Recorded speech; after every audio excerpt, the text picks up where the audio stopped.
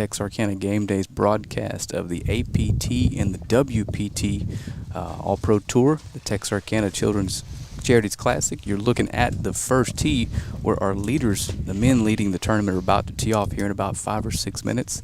I'm joined with Mike Smith, the owner of Complete Computing Systems here in Texarkana. Mike, how are you doing today? Doing good. Glad to be here with you guys. That's right. So Mike's going to give us some of that inside member knowledge as we discuss some of these shots coming into the 9 and 18th green today.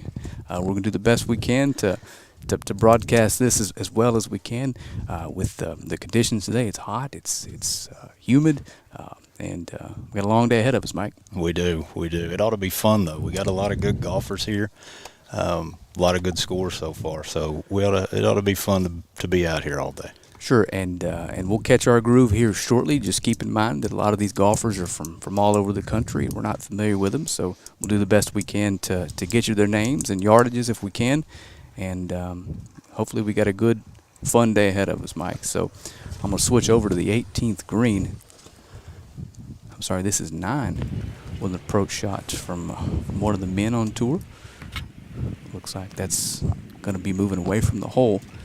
Probably push that just a hair. And most guys are coming into 9 today with a wedge of some sort, I would think, Mike. Yeah, more than likely all these guys are going to be hitting wedges into this green. They've got this pin in kind of a tough little spot. It's sitting up on a little knob on the left side. And if you don't carry it all the way back to that hole, it's just not going to get there. It's going to hit in the face of that hill and come back down where that ball ended up right there.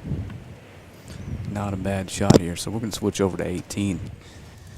And not sure who this is in the pink, but he short-sided himself just a hair in this bunker, and just from the looks of it, it's not going to be a real fun golf shot here. No, it's not going to be. This green sloping straight away from him as fast as they are today. This is going to be tough. All things considered, he's out. Got to look at par. That's about where you would expect that ball to end up, I would think. Yeah, it looks like it'd be a bit too risky to try to land it on that hill and trickle out of that shortcut there. So a lot of guys are going to be coming into 18 with relatively short clubs, kind of cutting some length off with the dog leg. But out of nowhere, we've got a pretty steep wind right into their face coming down 9 and 18. So. Yeah, it's been as calm as it could be out here for the last 2 hours, and now we've got a little breeze picking up out here. I spent all morning convincing my cameraman he's not in danger, and he might just be now. Still waiting on those leaders to tee off on 18. So we'll give you a quick look at the men's leaderboard. Some of these names and faces you aren't going to see coming through here until much later in the day.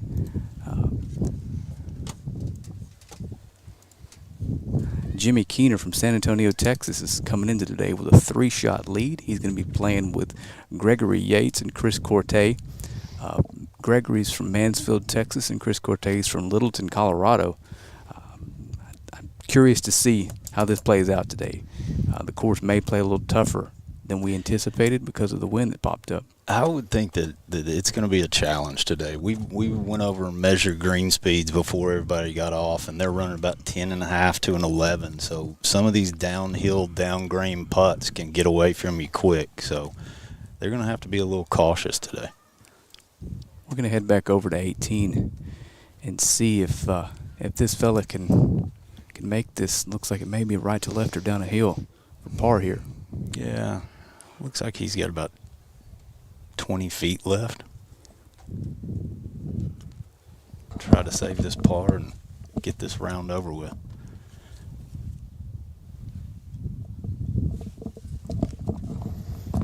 We're going to have Nick stop them when they get off the green here and catch some names so we know where we are on the tee sheet. That's going to move right and just miss on the low side. And I can't imagine he's pleased about what he's got left on that bone. This 18 can do this to you. If you short side yourself on this hole in one of these bunkers coming in, it goes from being a pretty easy par 4 to being a challenge around this green. You can do what he's done real fast. Sure. And we are going to head to the first tee as the leaders head to the tee box.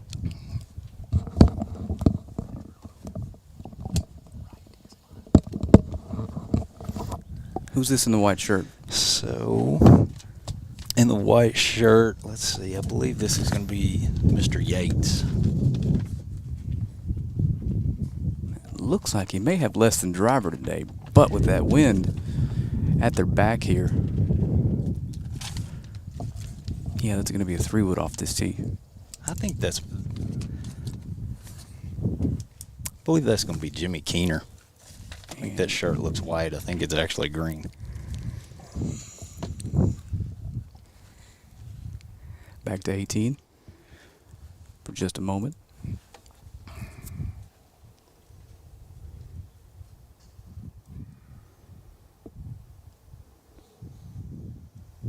Pretty good putt, but back to 1 here as the leader's going to tee off for us.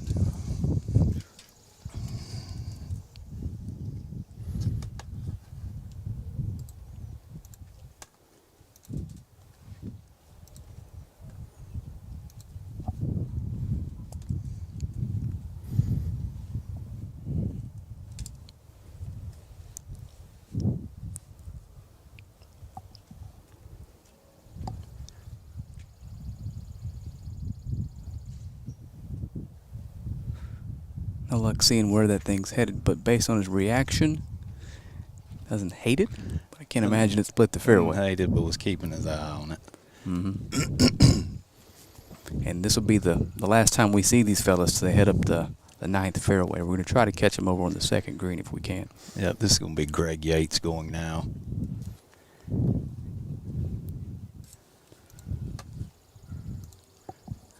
Greg's playing out of Mansfield.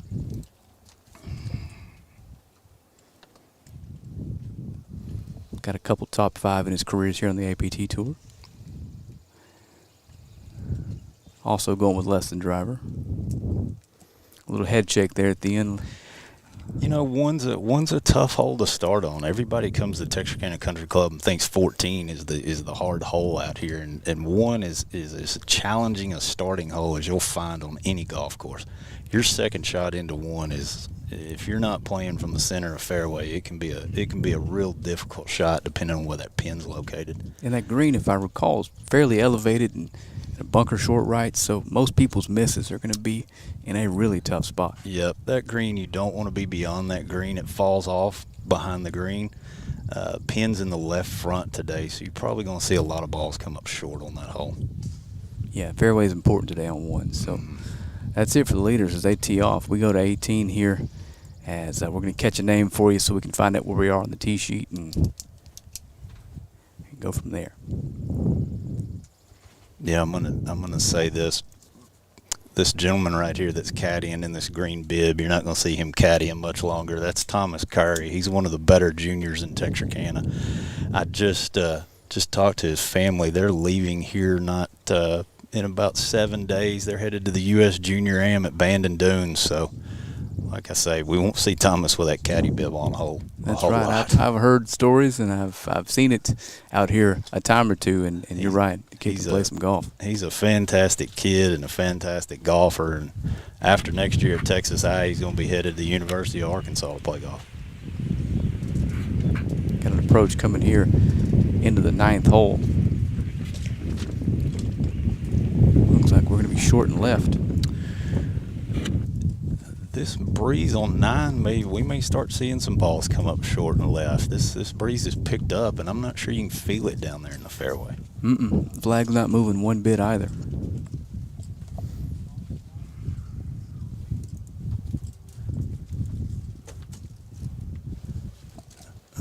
We're going to see a lot of balls in that position right there. It's a safe spot. It's a good uphill putt.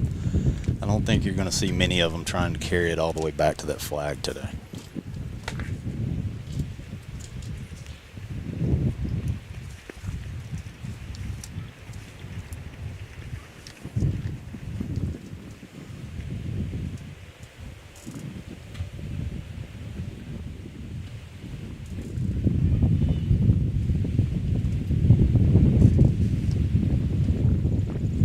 Hear the wind in our mics here.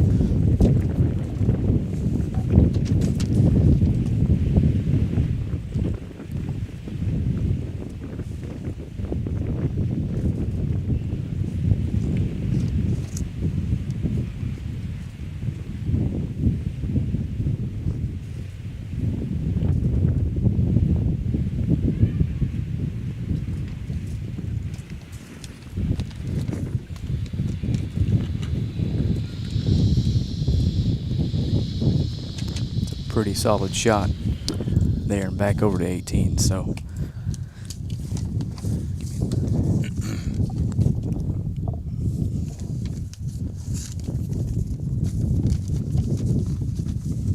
Well, that's a good shot right there coming out of that rough to that pin. That's a tough angle from that right side of that fairway.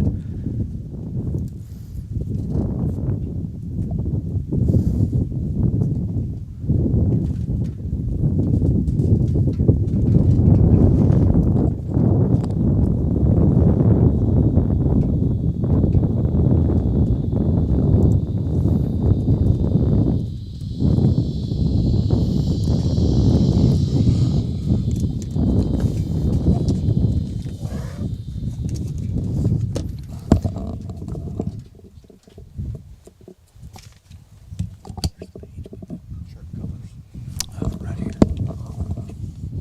That's your last two.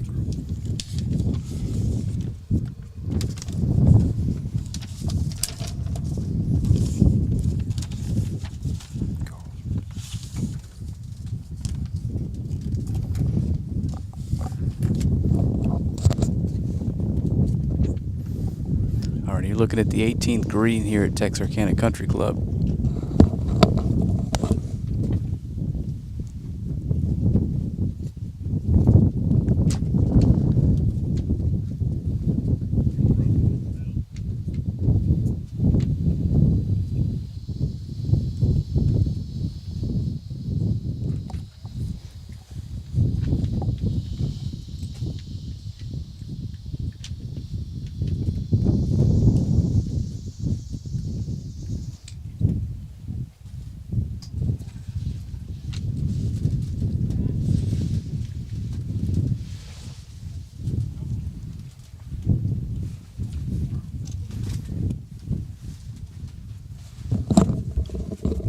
Alrighty, sorry about that, Mike. I'm back now.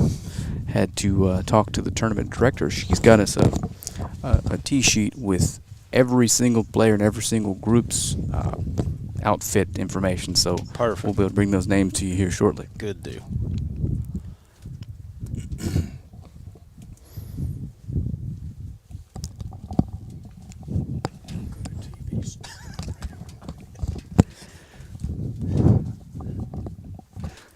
Something that I deal with in Longview a little bit. Mike, my co-host in Longview is a Longview grad, and everybody in the city knows him. So I got a feeling at the country club today, I'm going to have some folks come up and want to shake your hand. May be the same issue out here today. That's a good thing, though. Yeah. Tell them that they're welcome to sit down with us, and they've been walking the course and talk about the conditions if they'd like. That's right.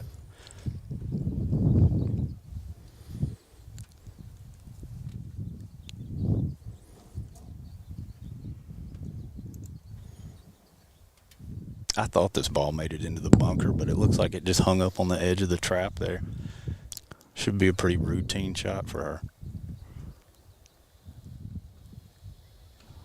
That's not bad. Not at That'll all. be a 4. So the scoring today, we've got scorekeepers on every third hole, so we'll be able to update you as they play 3 holes. But tomorrow, when the final round gets here and they're a little closer to paying out and determining a winner, we should have a score with every group. So.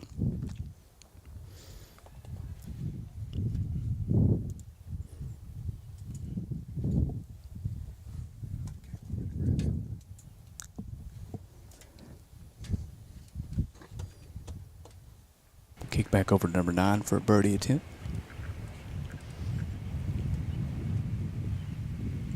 This putt ought to be pretty straight up the hill.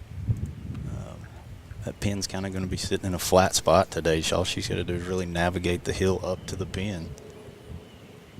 It's really pretty accessible pin right there as far as making birdies today.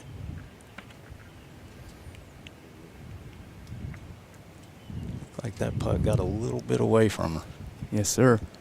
How do you, where do you stand on leaving the old pin in and birdie putts? You know, depend on the length, or kind of depends on the length and feel. If it's a longer putt, I may leave the pin in. Typically, I like to take it out on shorter putts. It's more of a distraction. yeah, I'm down the hill. I leave it in, and if it's going back up the hill, I lip out here on 18. Yeah, For what I have to assume was a par attempt based on that reaction. Yeah, that's a tough one. Back over to 9.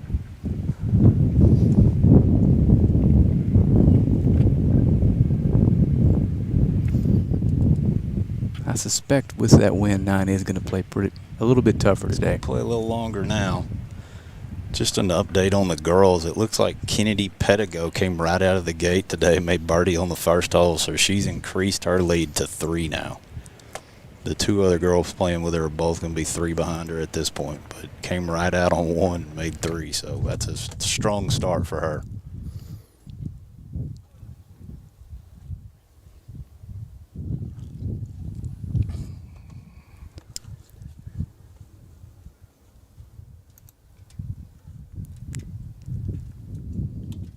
There we go. Got us an updated leaderboard live here. There's a good 3 on 18 right there. See where the girls stand currently. There's Pedigo with a 3-shot lead after 1 and playing a par 5 today for the girls, number 2. Yeah, and even the girls, even for them, number 2 is going to be a birdie hole for a lot of these girls that hit it a longer way. I'm watching Kennedy tee off on the first hole. She's going to be one of the ones that can probably reach 2 in 2 shots.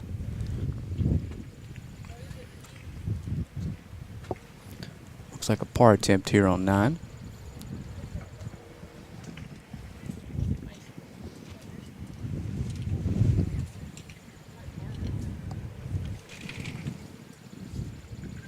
Yeah, she's got a little left to clean up over there on 9 after that first putt.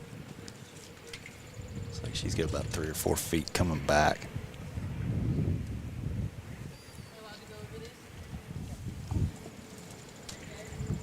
There we go. Good 4 over there on 9.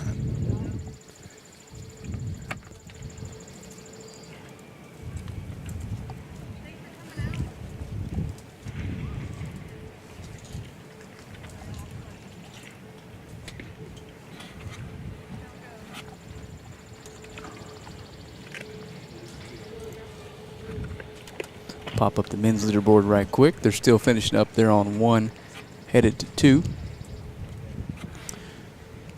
Yeah, it looks like Matthew Chung's moving up the board. He is 2 under on his round today, and he's moved himself up about 12 spots on the leaderboard, up to being just 4 back from Jimmy Keener.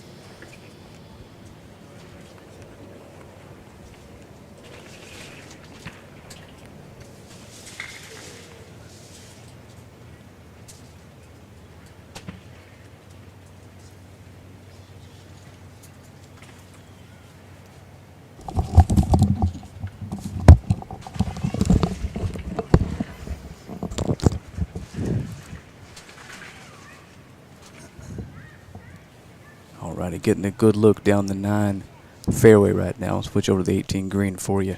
Now we're cooking here. So teeing off here on 18 is going to be the men's group teed off at 9:23. Peyton Wilhoit, Charles Kim, and Fred Weddle be playing 18 and finishing up the rounds.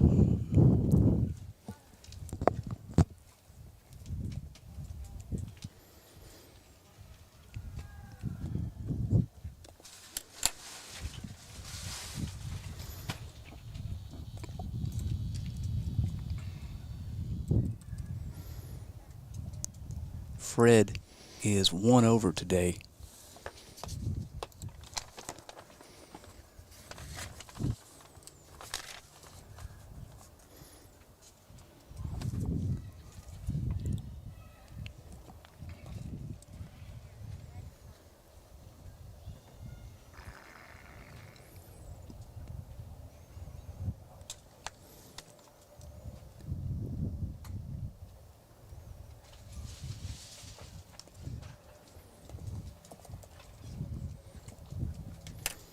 Looks like the score for Fred's only updated through 9, though. Yep. Looks like Peyton Wilhoit in this group out of North Little Rock is Made a couple birdies today. He's moving himself up to 5 under. He can bring himself within 5 of the lead here. Tied for 10th. And coming up the 9 fairway, we've got the Mitchell Weisner, Brett Walker, and Walker Lee group. No one's headed towards the woods, so things look good so far.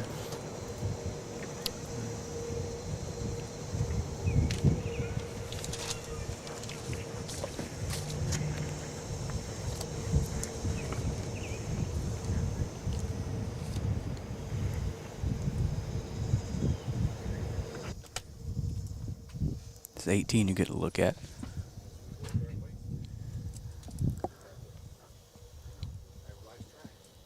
Looking at Charles Kim. Looks like he's going to be first to play.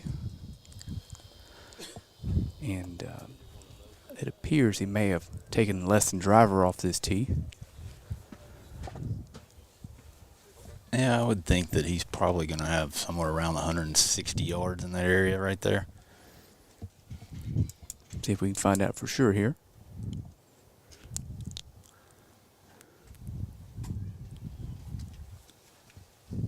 The approach is on the way.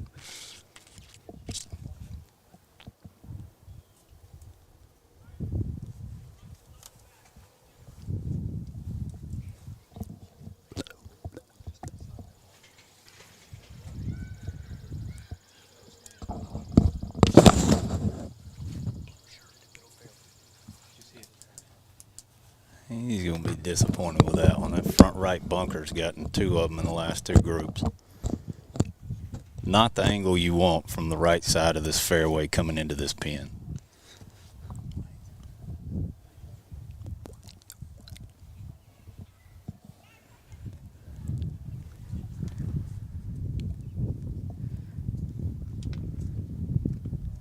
Next up, looked like a little tough lie there.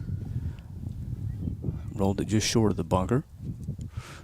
And wrapping things up for this group is going to be Peyton Wilhoit, who is in what I like to call position A, if that were me. Yeah, if Peyton could get this one close, get another birdie on the card, that leaves him in a really good spot starting tomorrow. That's right, moving day, and he did some moving. That's right. For this tour, Friday is moving day, and it looks like he's putting a pretty good round together. He's staring at it. Pretty good shot in there. Going to leave him about 12 feet or so for birdie.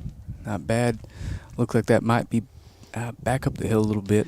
I'm not sure how that green moves from there. That's going to be a pretty flat putt over there. It is probably going to be something that he's going to be looking to try and put right in the center. There's not going to be anything there to give him pause, I would think. And over here to our right,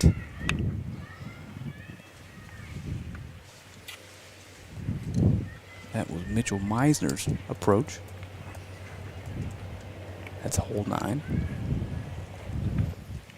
So what I'm going to do, Mike, is as they finish on 18, draw an X through them. As they finish on 9, I'm going to put a star. So we can catch them going back around.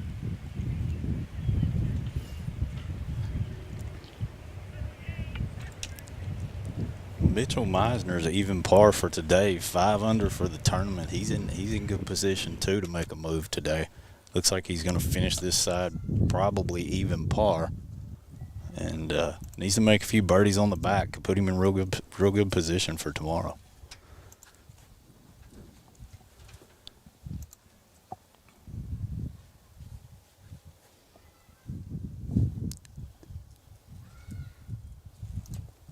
Looks like Allison Muirhead has birdied 3, the tough par 3, to join the top 2. She's now 2 under and 2 back.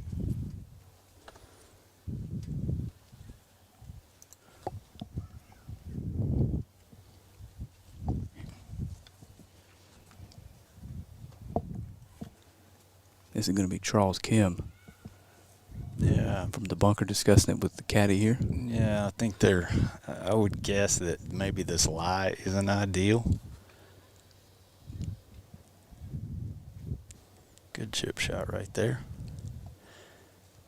It looks like he's either the lie he doesn't like. It looks like the stance is awkward, and to add to that, this is just not an easy golf shot.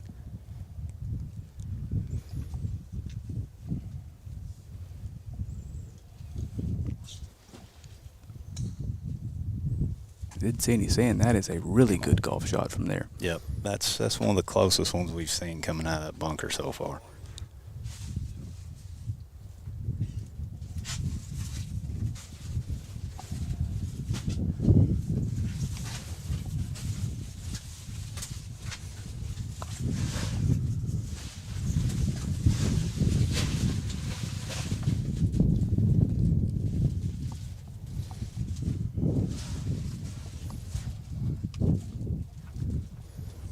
And we're going to stay here for Peyton Wilhoit's birdie attempt. Left himself a pretty manageable putt as far as approaches we've seen on 18 so far today. The wind died down a little bit.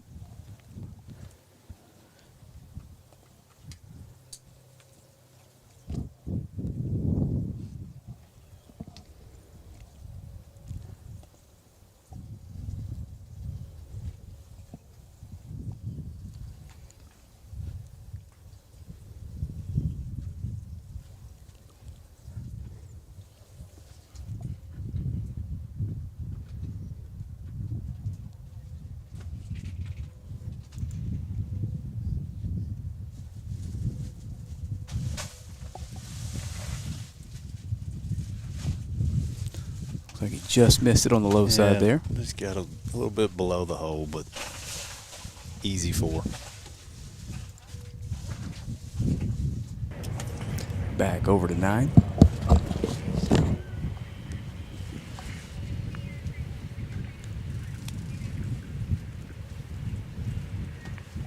I believe this putt over at 9 is by Walker Lee.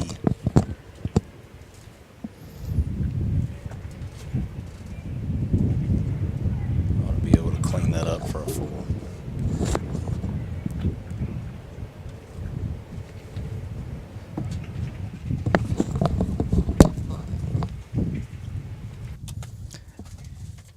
Back at 18. What a par save there. Yeah, that's Charles Kim. That's a good par. That's, matter of fact, that's the first par we've seen here from out of that bunker. That's right. It's going to leave Fred Weddle with this for par. Had a fairly straightforward chip from the front of the green. Yep, ought to be a little kick in here.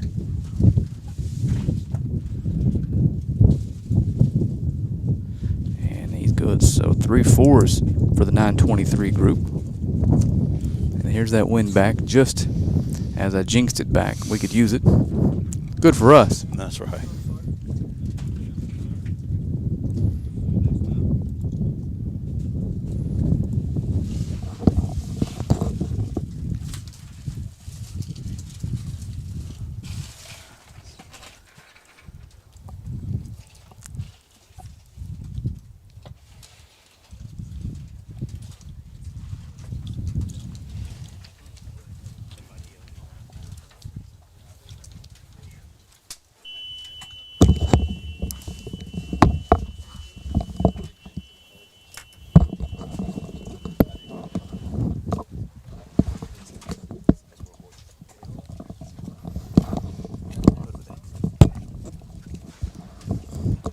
So we're a few groups off. That was the 1146 group coming up 9. So coming up 9 now is going to be the 11:57 tee time for the ladies tour. And you, Annika Clark and Chanel Avarasio.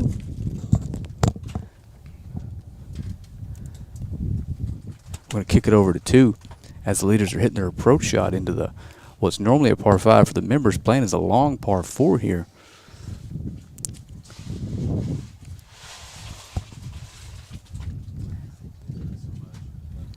That's Chris Corte. That's a good shot. This pin's tucked in the right side of this green, and just beyond this pin, this green falls off. It's going to be a tough flag for them to fire at today. A ball in the middle of the green in 2 here is a good shot. In Corte birdie, parred the first. We stays 3 back, but Gregory Yates bogeyed the first. He's fallen to 4 back. Let's see if we can get some approach shots from the rest of the group here.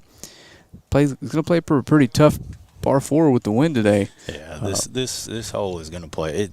It's a tough par 4 period. Obviously, like you said, the members play it as a par 5.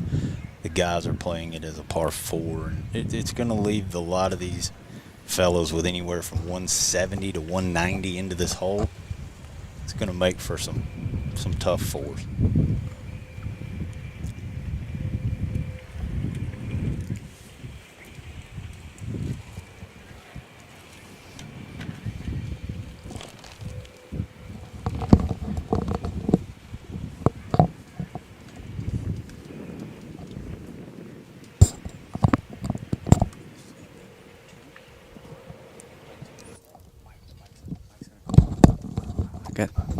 We're on the second green. Mike's gonna be with you for just a minute while I step out and handle a technical issue. Give me just a second, Mike.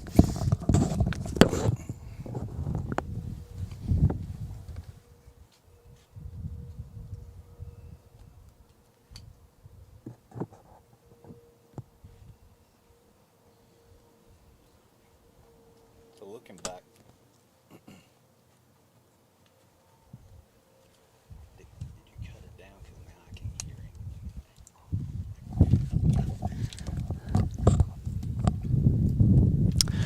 So we're going to be looking at Jimmy Keener here. He's going to be your leader, playing out of this front right bunker to this back right pin.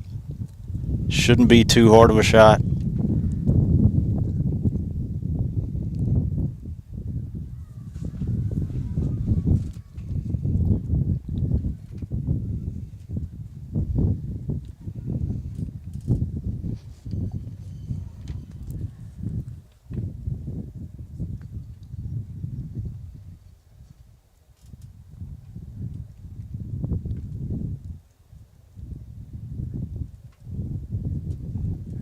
Going to leave himself a little bit of work left on this hole. Probably got about 10 feet to save par there.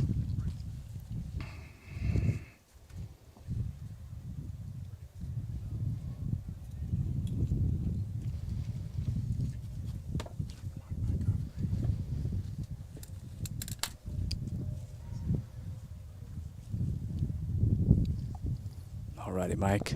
Getting word from our cameraman. The tripod gave out on him, so he's holding the camera by hand over here. I'd say he's doing a pretty good job, though. What'd I miss?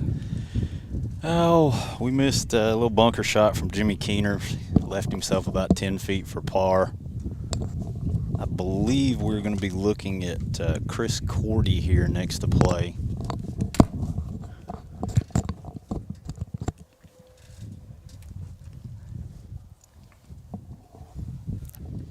We're having a little bit of trouble just because of the brightness. It's the brightest part of the day out here, and we are, a couple hundred yards away from these fellas.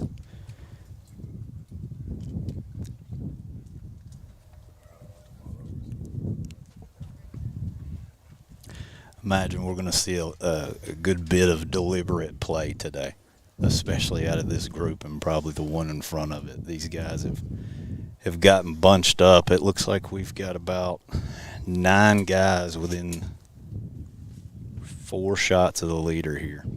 So wow. It's just a bunched up field in the men's tournament. It's one of those things that obviously is not something you ever want to root for, but if Jimmy Keener comes back to the field a little bit tomorrow, could be really exciting. Yeah, we're going to watch Mr. Keener go at about a 10-foot par save here in just a minute. Chris Cordy here going to be putting from the far end of this green on 2. I've watched putts today. We have not seen a putt get to this hole from this angle. If you get a little aggressive with this one and it gets by the hole, it's trouble. This is to get within 2. That's a pretty good putt there. Yes, sir. So obviously there's some work to do, but looks like Cordy's going to leave here with his par.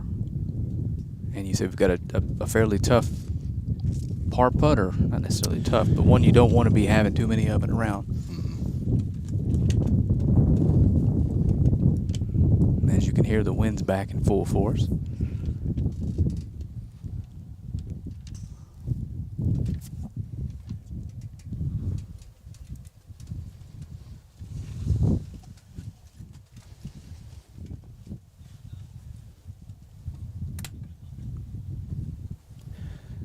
It's going to be a birdie putt down the hill for Gregory Yates here.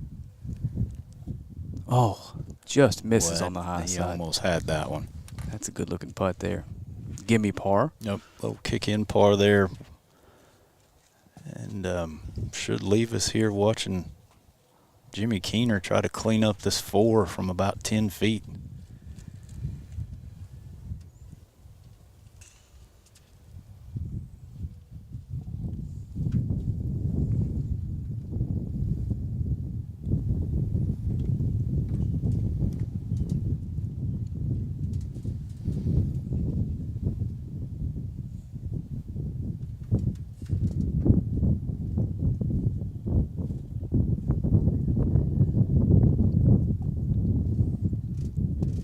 This putt should move a little bit to his right. It's probably just a little bit downhill. Needs to make this one to keep a 3-shot lead.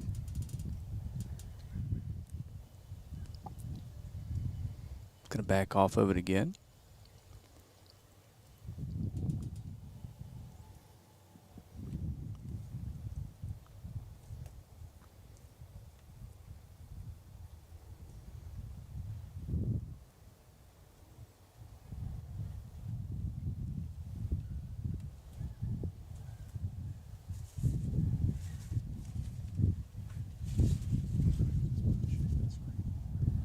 And our leader is going to drop a shot at 2. And the field draws a little closer. He's going to head to the 3T with a 2-shot lead over Chris Gordy. And that will be the last time we see this group until they're headed up the 9th fairway. Speaking of 9, we're going to pop over there. That was the approach shot from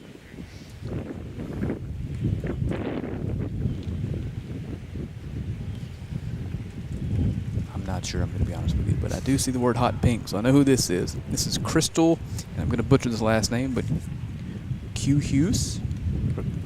I'll let you have a run at that. No, I think you did a great job. Q Hugh. Her approach at 9. You can see by her skirt there that the wind has really picked up. Going to be long and left. I'm not sure what's over there, but this breeze is moving these balls left on 9 and 18. She's going to have a tough little up and down from the backside of this green. It's a tricky little shot coming back to this pin. See him coming up. So Mike, I understand you and Complete Computing Systems have been a sponsor and a partner with Game Day for a bit here now. Will you tell some of the listeners, some of the watchers, what it is that you guys do in Texarkana and how you can help? We're a local MSP, which is a managed service provider. We take care of business-to-business computers, systems, client server systems. We've been doing this in Texarkana about 20 years now, and provide support in this area out to about an hour, 2 hours outside of town. But we're MSP. We do security services, computer services, server and client PC repair and management. And like I say, we've been doing this here about 20 years in Texarkana, and it's been a lot of fun. We've got a lot of good clients and get to work with a lot of good people in Texarkana. Well, wonderful. We appreciate what you guys do for Game Day and helping us out. So here in the 18th fairway, got to look at, that's Crystal Uhos. I'm sorry, we're on the wrong group there. So that looks like a hot pink skirt to me on the left here. Definitely. And then an orange shirt on the right. That's going to be, I'm not sure if this is a last name only, but Rotzinger Ballesteros. And let's see who's first playing in the middle, right in the middle of the fairway. That is Tatum Beck.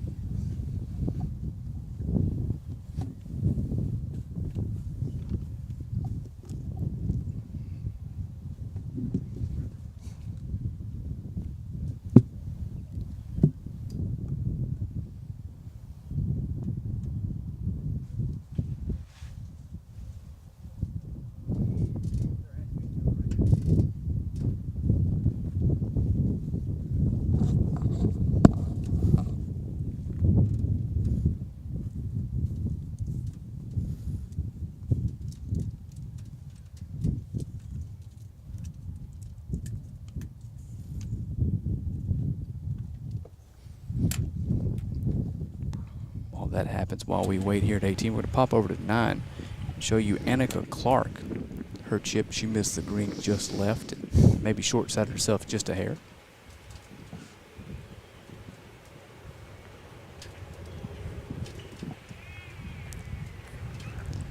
Leave that just a little short. Yeah, that's a tough little chip coming back to that pin. You just can't get too aggressive with it with that hill on the other side of that flag. Everything's running away from you. Back to 18. That is Crystal Hughes. Trouble out of the rough here. She flipped the club. She must like it, and it's a really good golf shot from there. That's a great shot from there. Leaves her a little downhill putt for birdie. Playing from that right side, that's a good leave over there. Smart shot. And we're going to pop over to the bright hot orange shirt. That's going to be Rodzinger and Ballesteros.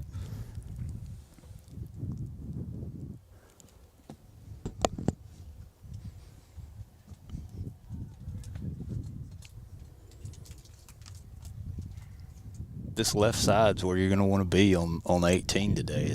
She's got a straight look at this flag. I would think she's probably going right at this pin. I'm not sure she likes this. Going to come in a little long and left. Going to leave a pretty tricky putt back down that hill.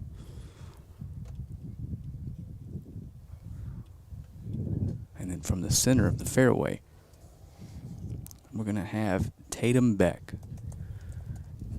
in position A, what appears to be about 130 yardish. Little sawed off follow through. She's a little deep as well, so we're going to have 3 good looks at a pretty tough putt here.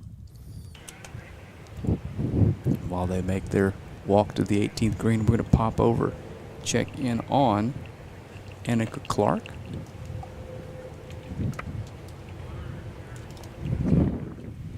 This is where we've seen most balls. Scratch that. This is Annika Clark's in pink. She's still taking a look. So I've got a feeling this is where we're going to see most putts for birdie here today. Everybody's going to be just short of this hole. Looks like that might have been a little bit aggressive.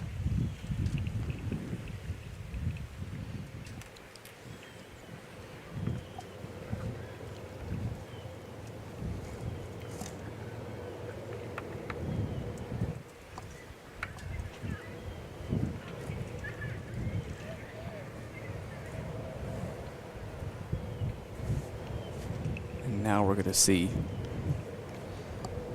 Annika Clark try to clean this up here on 9. No, take that back. Miss Yu is still going to be out. Third par putt here.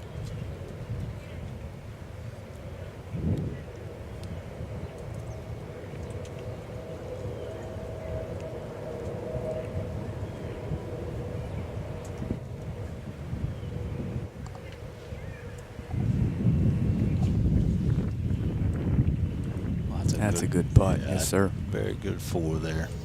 Don't want to let one slip away there on 9. And Annika Clark now, she's going to set up for her par putt.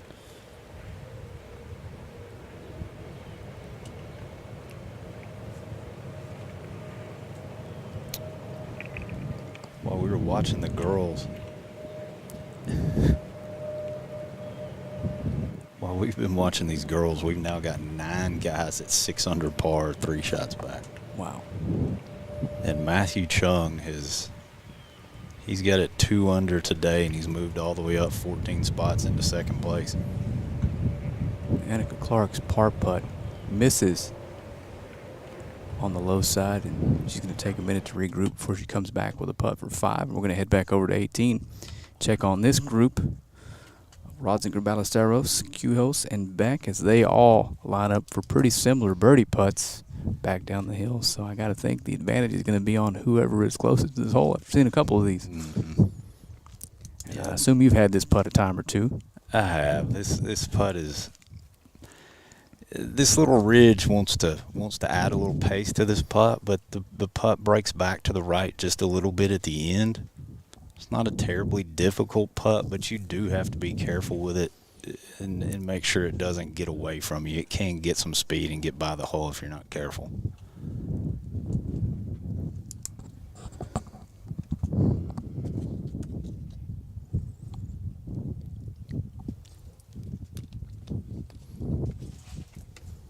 It looks like first up is going to be Rodzinger Ballesteros.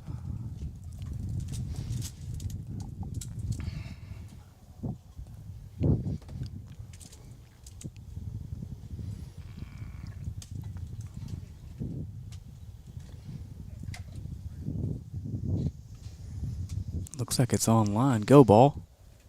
That's a nice putt. Yeah, that's a good putt from there. Absolutely. So she'll kick that in for par here shortly. Probably going to mark that though. And the next run at it is going to be Tatum back. They're going to let Ballesteros finish this off.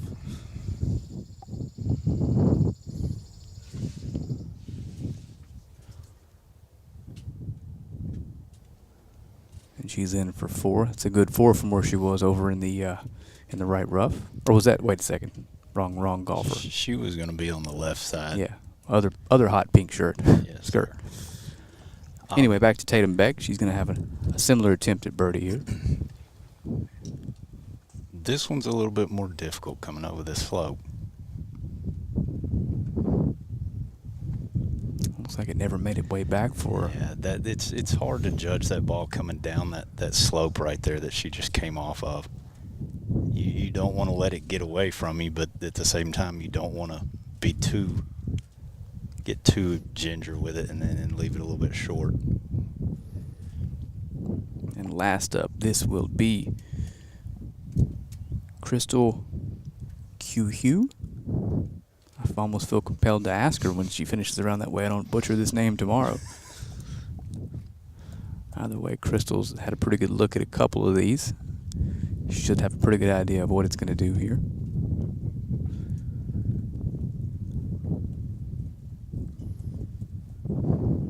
Putt's on its way. It looks like it's holding a pretty good line.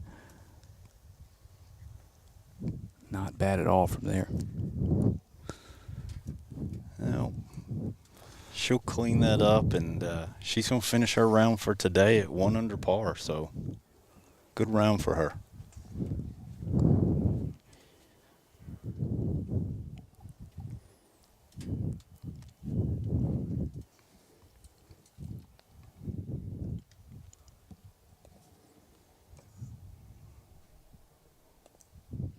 And Tatum Beck is going to finish this up here with a looks like about a 5 or 6 footer for par.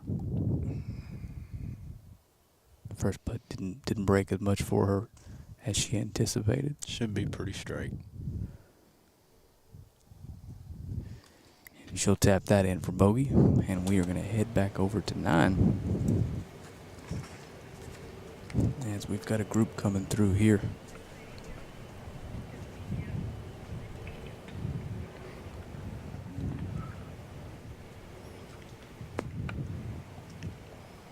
Approach shot again lands almost exactly where all the shots we've seen today.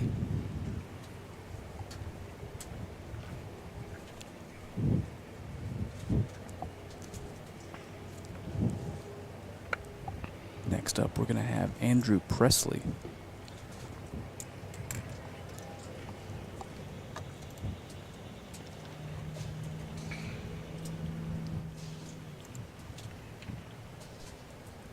Doesn't look like Andrew's had a birdie on his round today.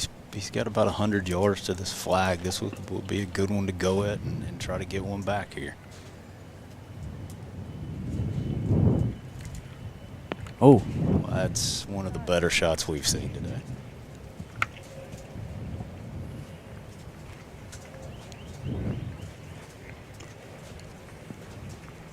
practice green. I would not think many of these guys are hitting driver off 18. I would think that probably a lot of them hitting 3 woods and hybrids. He's leaning. That ball looks like it may be leaking right on him. And that finds the bunker. I think we have seen a ball in that bunker in just about every group that's come through. Mm-hmm.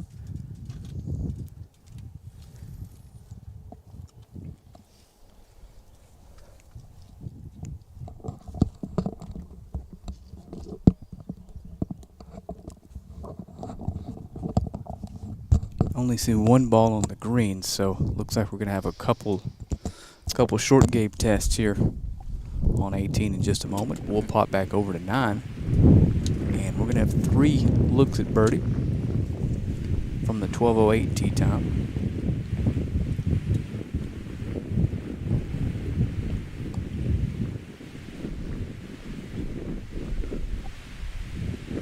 So he's gonna go first here.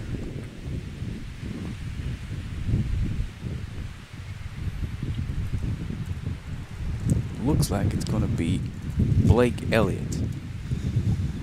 Blake has taken the brave initiative to wear black pants on the course today here in East Texas in the middle of July. He's from Bullard, Texas. He's used to this heat, but I believe he is probably the only person out here in pants today. However, he's got it going today. He birdied 5 and 6, and he's got a look headed back up the hill for another one here. And like you said, just that's a good safe shot here at 9 with this wind.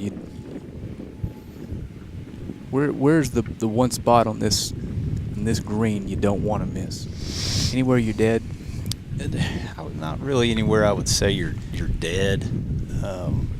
There's obviously some places that'll leave you with difficult shots. Where this pin is here today, the miss that you don't want to play is going to be the long and left. Just leaves an awkward shot coming back to the hole. That putt breaks pretty good right to left. Yeah, I think that's a pretty good leave. Back up the hill, and he's left himself a foot or so for par, so not a bad putt. So Switch back over to 18. Take a look at this buncher. Sorry about that. You're good. That par back there on 4 for Blake is going to keep Blake tied for second place. Tanner Gore short-sided himself here in the bunker on the front left. That is a good-looking bunker shot from there. Yep. Ran out a little bit further than he'd like, but not bad at all. And that's going to set up Grant Schroeder. I'm sorry, not Grant Schroeder, Luke Long. Luke with a putter off the front edge, and that ought to be pretty routine right there to finish up that 4. And that's going to leave us. Grant Schroeder is going to have a birdie putt to try to send this group away with 3.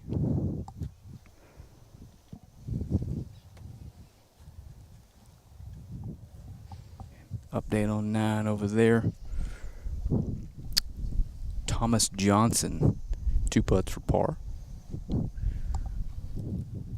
No damage done there. And Andrew Presley is going to set up for birdie. Yep, this is one that he needs to make. He's tied for 11th right now, but he's only 1 shot out of second place. So if he can get this to go, it moves him into second place.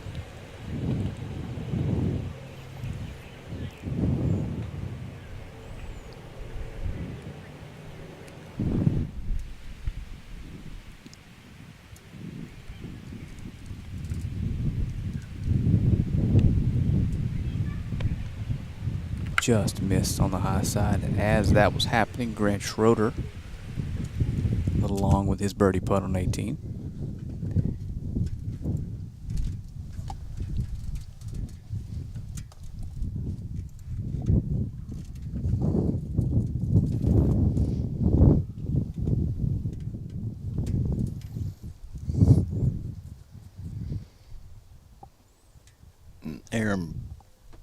Andrew Presley did tap in his 4 back there, so he stays tied for 11th, 1 shot out of second place. And while we wait for a couple more groups to head down the 9th and 18th green, we've got an update on the men's leaderboard. Jimmy Keener with another bogey on 3, and that massive group at 6 under, which is now 1, 2, 3, 4, 5, 11 or 12 players, is within 2 shots of the lead. It's a lot, and then you've got another 5 at 5 under. So with Jimmy coming back a couple of bogeys right out of the gate, this field is really starting to bunch up. And you've got a couple people like Peyton Wilhoit and Matthew Chung that are making moves. Peyton Wilhoit's moved up 16 places, and Matthew Chung's moved up 14. So we've got a few guys making some moves. That wind, as you can hear, is it's really come up. It's whipping, yes. Yeah. There was nothing like this going on 2 hours ago.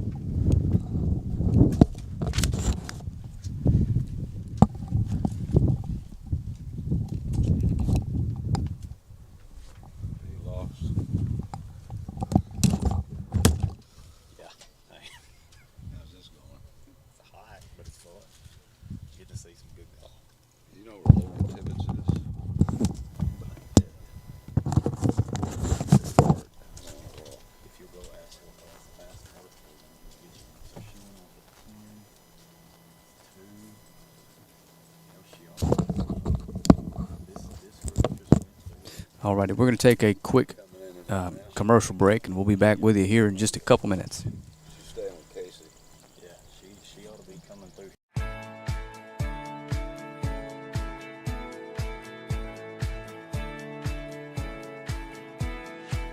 Providing excellent customer service while keeping everyone safe is a top priority here at State Bank. We are making your banking experience safer and easier with our new curbside banking program. Almost anything you need to do inside the branch can now be accomplished with curbside banking. Need to open an account, pick up a debit card, or hands-on help with mobile banking? Just pull into a designated curbside spot, call the number on the sign, and a State Bank team member will come assist you quickly. We are excited to bring you this convenience and are thankful to serve you. Your family, your bank, State Bank.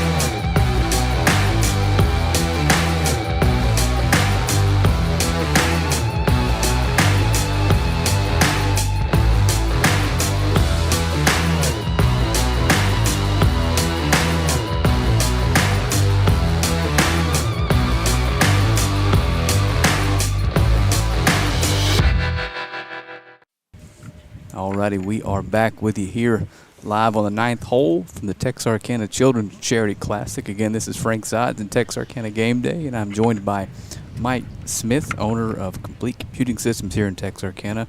And Mike is a member here at the Country Club and has played enough in the last couple years here that he can give us some insights that I simply do not have. So I appreciate your help today, Mike, bearing with the heat bearing down on us and the wind that's popped up. And you know, if you can do a little rain dance, do that for us too, right?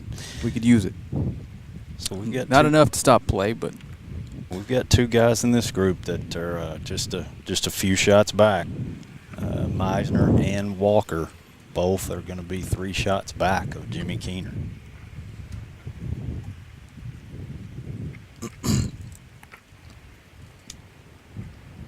here on the 9th group, we've got the 12:19 tee time for the women's APT tour. It looks like first up is going to be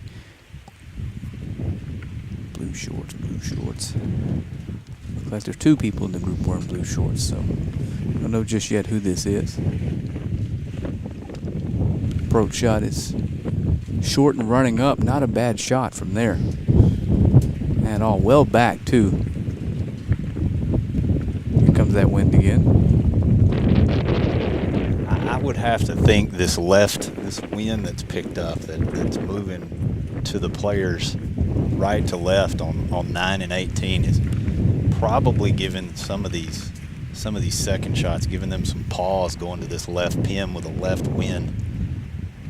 We're seeing a couple balls now out right of the hole. There we go. This is going to be Julianne Alvarez in the blue shirt here. White hat and white belt.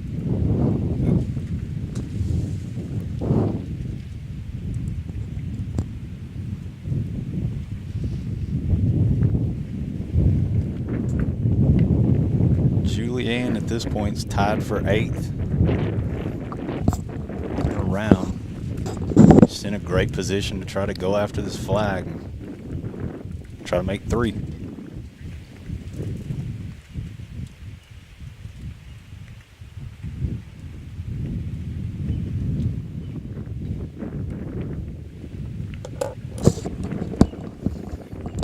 Good shot. Just a little bit past the hole. That ought to be a good look at that birdie putt there.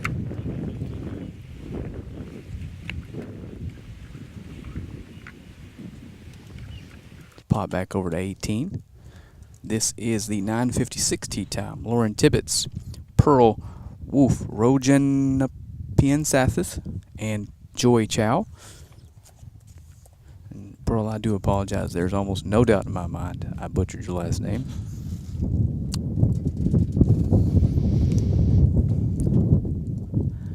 Actually, let's go back to 9. Get that last approach over there. That's going to be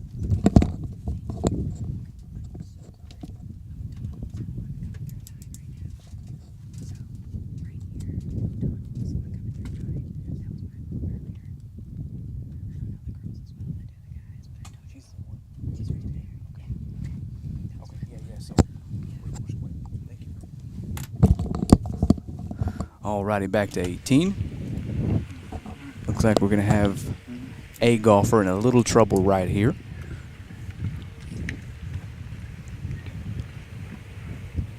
That is Pearl. Not going to attempt the last name again. We'll call her Roger. Huh. It's not too bad. I don't believe she's going to be first up. Looks like we do have a golfer that laid way back. I'm sorry, already approached the green. It will be Pearl up second here. And this is going to be a difficult shot. Going to have to keep it low. Going to have to find that spot in between the bunkers to run it up. Just a tough shot here. Same shot we saw 2 groups ago. That ball ended up in the middle of the green. We'll see where this one's going to end up.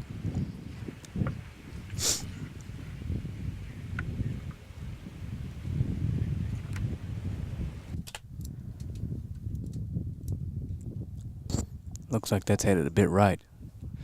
Oh! Just skirts past the bunker and heads towards the back of the green. And that's going to be a fairly standard chip down the hill, but difficult, albeit. And last up is going to have Joy Chu. She's hitting her second. And if that is her second, that is an absolute bomb off of that tee. That is. That's a. You're not going to be able to drop one in a better spot than that. I would think she's trying to take this right at the flag. She's 1 under on the day. Just try to get it to 2 and get in the house and see what happens tomorrow.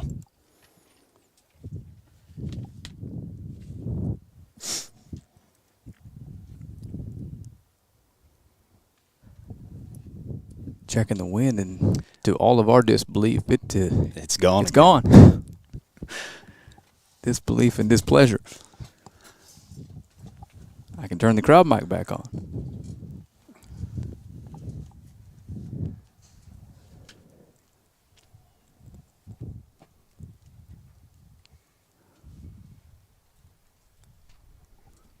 Maybe a little bit of indecision here. As best it looks like Joy could possibly be between clubs here. Yeah, but look like she's gone back and got a different club.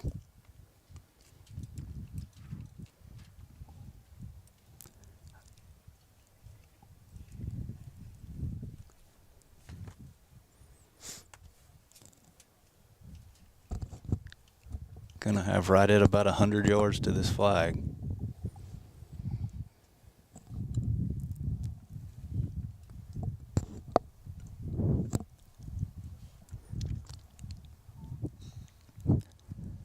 She's holding the follow through, holding the finish, and for good reason. That is Yep. within 5 feet, just short of the flag. Well done there.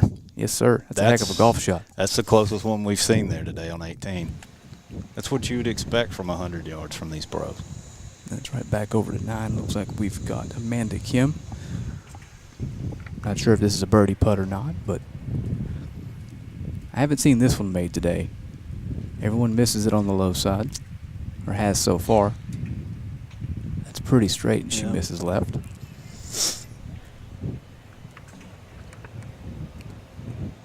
So we're already up here to the 18th green and ready to roll with a birdie putt for Lauren Tibbetts.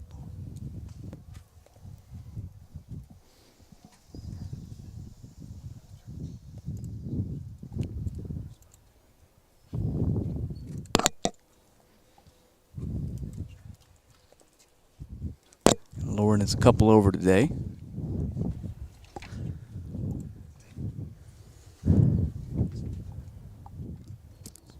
It looks like obviously Lauren's going to have to back off and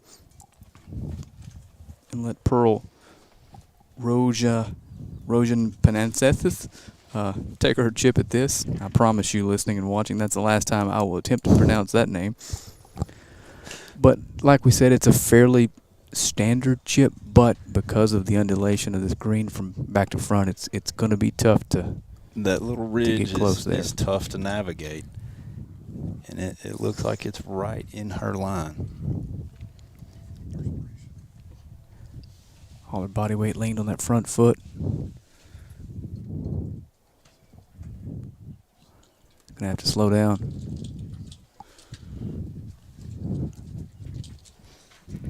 Now, gonna leave her about 10 feet or so left for her par. That's right, all things considered, not bad from there at all. Now we're going to have Lauren Tibbetts attempt at birdie here.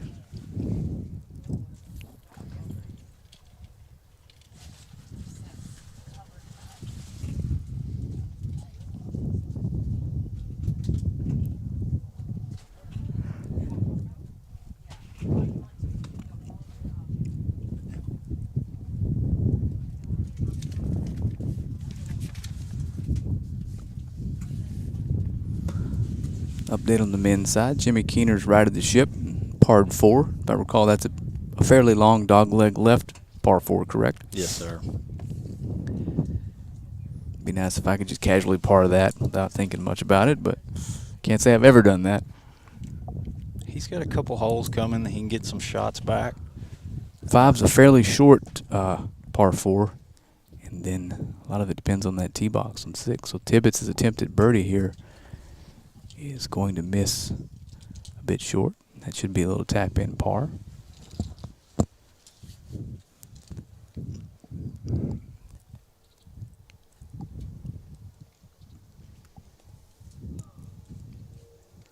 Nothing but a kick in there left for Lauren, and that should have her at +7 for the tournament. She's going to be 2 over for the day.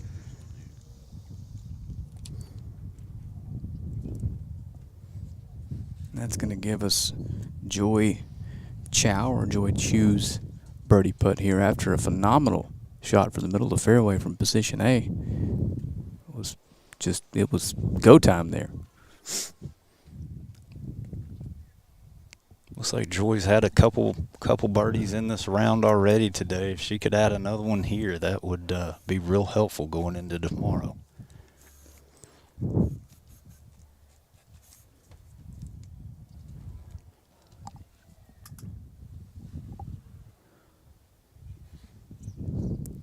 First, we're going to have Pearl's attempt to save par here after a fairly difficult chip from behind the green.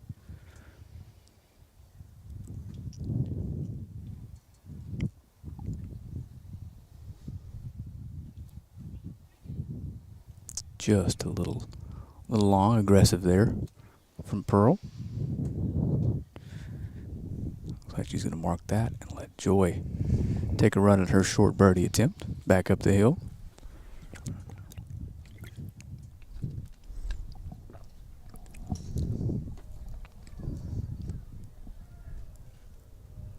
This looks like it's only about 2 or 3 feet, Frank. That is what they call the kiss of death.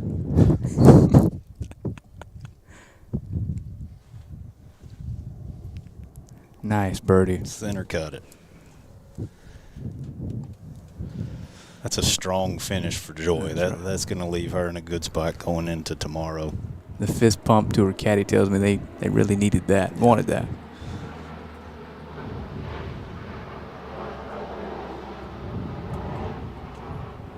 Pearl to clean up for bogey here. She's in for 5. That'll do it for the 9:56 tee time on the ladies' side. We're going to go back over to the 9 fairway. Take a look at Mitchell Meisner. Big, tall lefty. Hit a pretty good tee shot.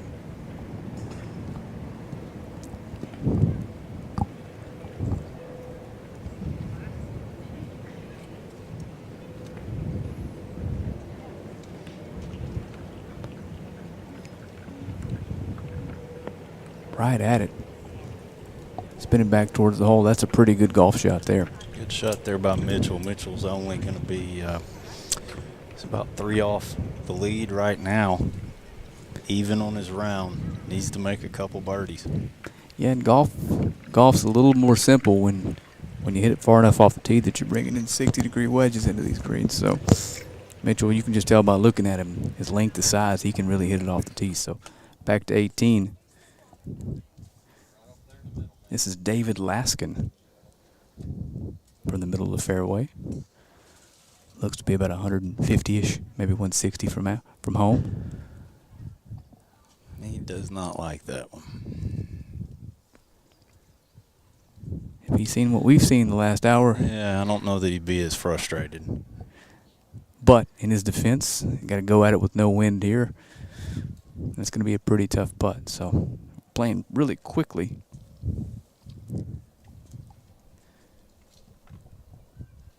Didn't see where that one finished up.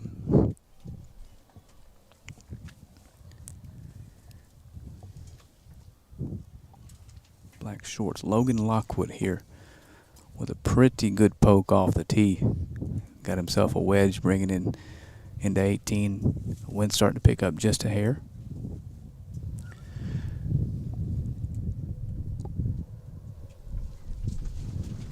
Logan Lockwood's second is on its way, and he's holding the finish. Staring it down, it needed to go Just a a little little bit. short. So we've seen a couple that putt a few times and haven't seen anybody 3-putt. And you know, as we say that, here comes the wind again, Frank. I mean, just as he hit that ball, we're kind of getting some more gust.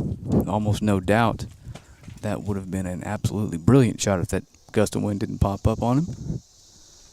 While they make their way to the 18th green, we'll pop over to 9, check out some birdie putts.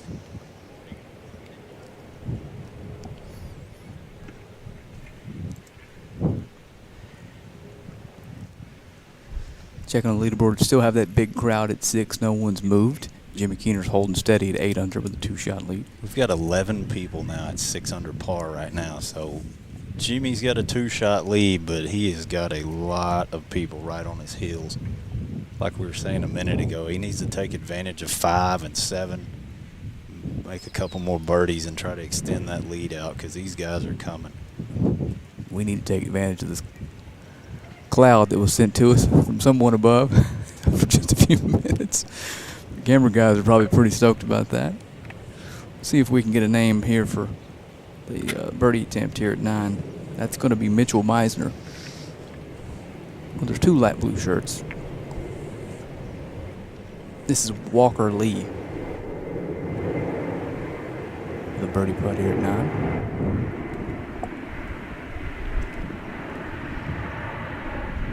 It's in the hole. Yep, that's going to be the first birdie we've seen over on 9.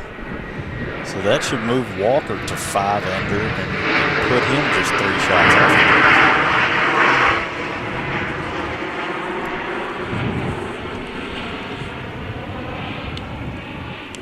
really good chip on 18 here from just in front of the bunker. Tough to put that much spin on it with that short-sided like that. That was a heck of a shot. That was a very good shot. I guess we'll kick back over to 18 and check a couple birdie putts out. Because we will see this group on 9 again on 18, so might as well talk about the guys playing 18.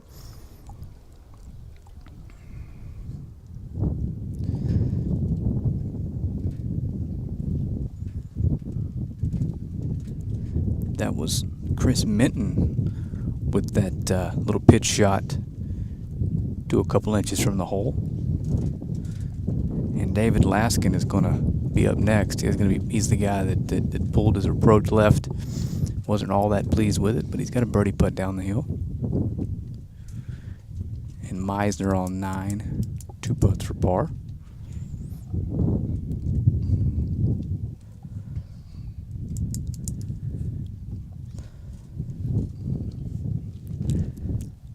What's this putt gonna do? This one is tricky. The getting the pace right on this one is a little bit tricky. For the most part, it's going to be pretty straight. It might move a little bit to his right at the down by the hole.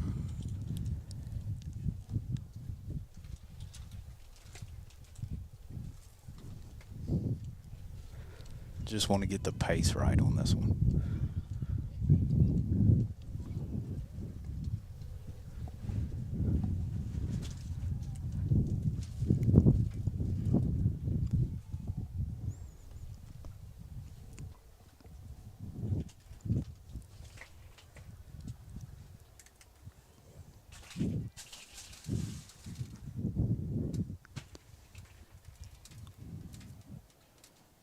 Not a bad effort from there.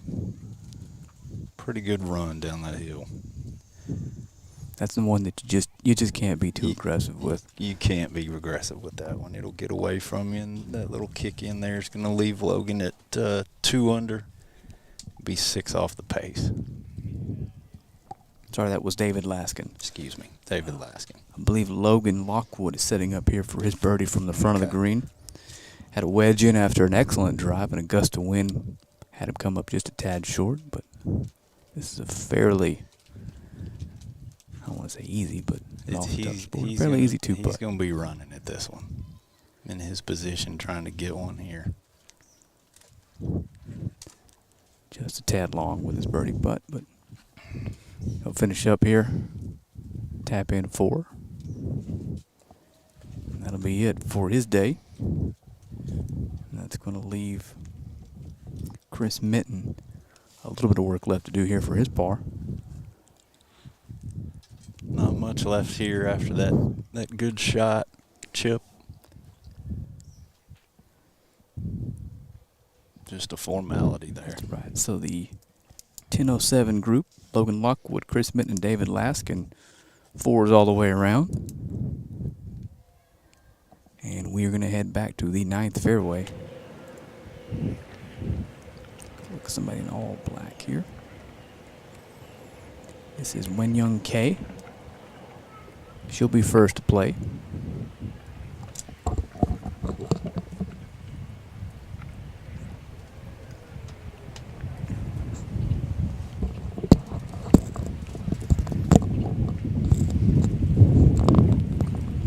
I think she's first to play. I can't tell.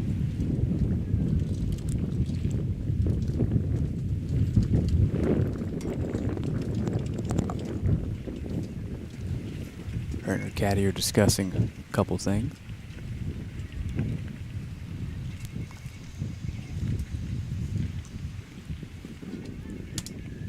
I have to think this wind is giving some of them a little bit of a pause as to what to hit into these flags on 9 and 18. Both these greens out here are pretty exposed.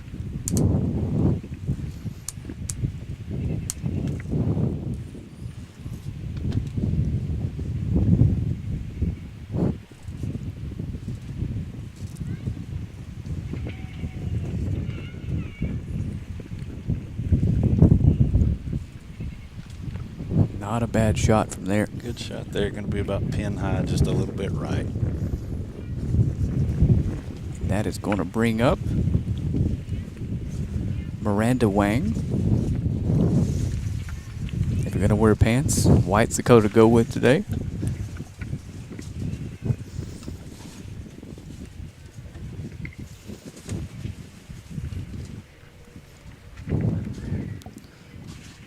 Her approach shot ends up just short. Again, another good safe play. That is the safe spot for that hole location. If you're going to put it somewhere on that green that's not going at the flag, that's where you want to put it. It's a pretty easy uphill run at the hole. Last to play is Amanda Tan with a pretty solid tee shot. Nothing more than a flip wedge in. And she hits it That's close. a great shot. 4 or 5 feet for birdie there. Fairly easy putt up the hill. I take that back. That may be back down the hill. I don't. Going to be a little bit downhill, but still a good look. One of the closer shots we've seen on 9 today.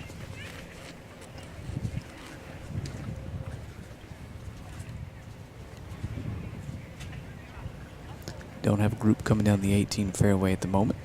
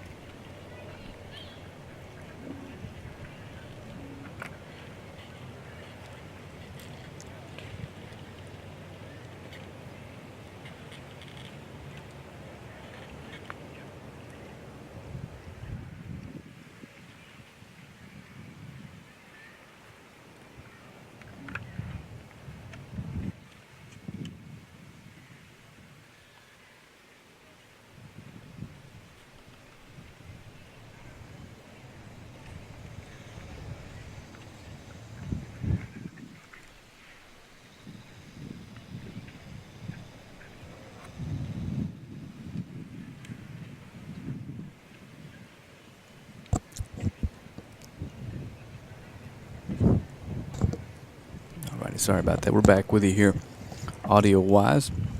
Got to take a long day, Mike. Got to take some water breaks and things like that while they're reading their putts.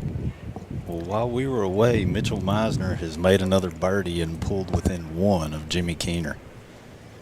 So this didn't take very long for our field to stack back up. Yeah, if you had to choose it, I'd much prefer us coming in tomorrow with about 25 people with a shot to win this thing. It'd be pretty exciting. Yeah, we're headed there for sure. Jimmy started today with a 3-shot lead, and it's been cut down to 1. Looks like first up here on the 9th green, we are going to have Miranda Wang for birdie. Played a good safe shot. What's that, maybe 20, 25 feet short of the hole? I would think that's about right. 20, 25 feet straight up the hill. Going to move a little bit right. And that. A little bit aggressive. Yes, sir.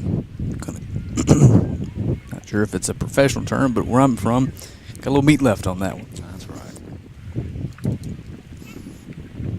But if you're going to get aggressive with one of those uphill putts that doesn't break a whole lot, it's the one to do it with.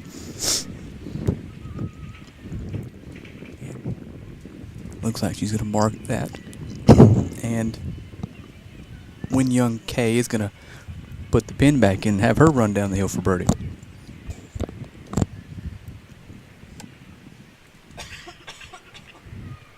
I would think this is a pretty good look for her. It should be a pretty flat putt coming back to the hole. May try to move a little bit to her left, but this is a makeable putt.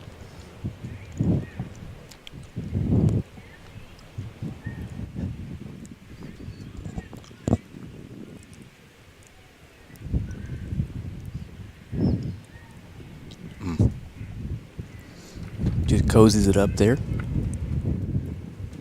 That should be a fairly routine par.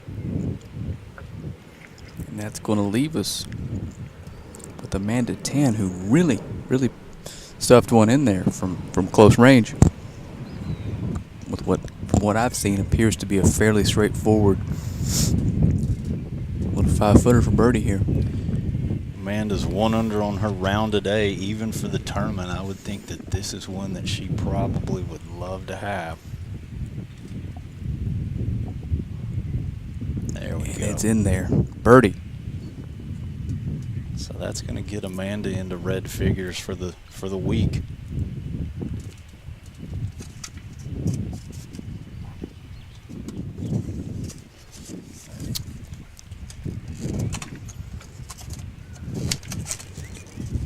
That birdie's going to move Amanda into a tie for 4th place.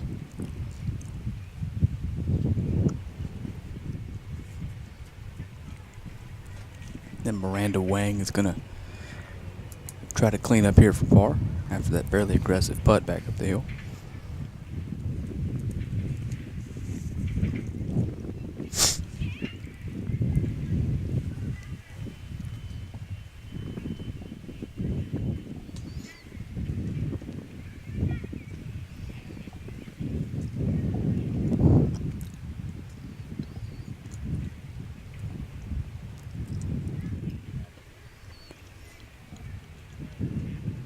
It's a good save there. Yes, sir. Miranda looks like she plays her golf out of Pebble Beach, California. You don't say. Not a bad place to do your practicing. Not at all. Sounds like a cheap practice round, doesn't it? Maybe not. Yeah. I've looked into a trip out that direction, and I'll just say I could go to Disney World 7 or 8 times.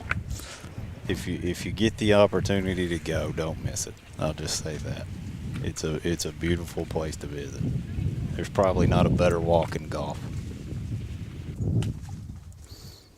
Speaking of walk-in golf, we're headed back over to the 18th fairway as 10-18 Women's APT Tour group is headed down the fairway. That's Elise Bradley, Katie Hollern, and Alice Dewan. Looks like we don't have anyone in real trouble here.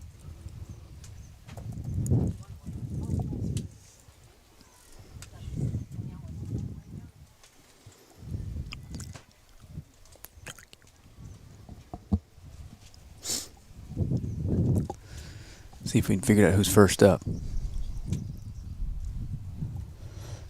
We know who got to their ball first, but that doesn't always mean they're the furthest from the flag.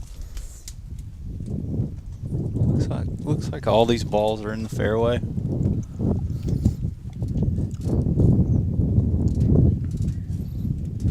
believe it's going to be Katie Hollern playing first. Looks like it.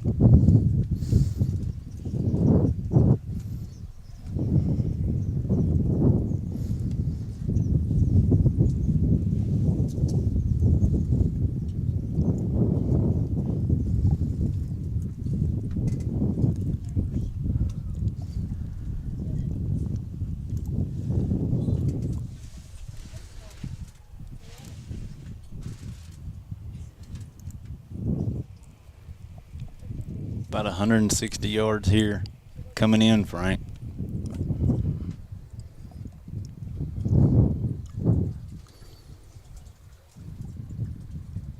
Wow.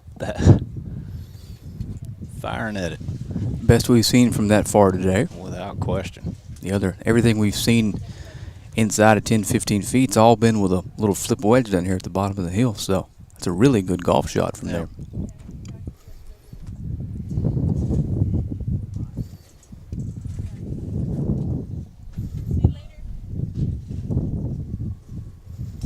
Looks like next up is going to be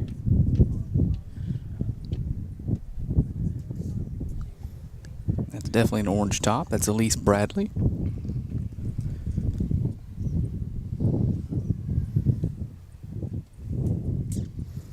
And Elise made her way over here from Mandeville, Louisiana. Something tells me that he's not, take that back, that is not going to be who's playing next. It is going to be Alice Dewan, from the left side of the fairway, and that's a pretty decent shot from there too. That's a good shot. Alice has it 1 under today. Would not hurt to get that one to go down. Now we'll head back to Elise Bradley.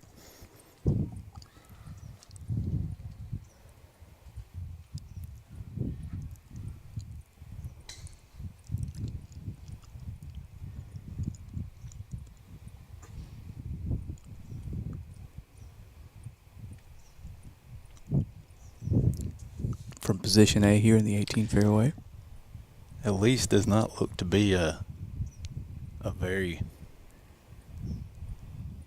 she's very petite, but she has outdriven everybody in her group by a good bit, it looks like.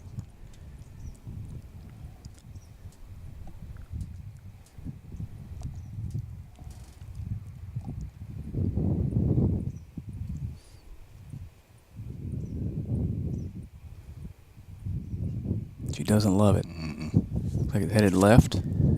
Not a bad shot, but not what you would want from right there. That's about as, I don't want to say unmakeable, but about as unmakeable as a 16-footer you're going to see out here today. It's going to be a tough one. Downhill, it's going to be in pretty good on her. We're going to pop over to the 9th fairway. As you can see, folks, we got a towel wiping off the sweat on the face and the hands. This is the 12:52 tee time for the men. That is Brad Dalkey from the middle of the fairway. Looks like he's going to have nothing more than a wedge in here.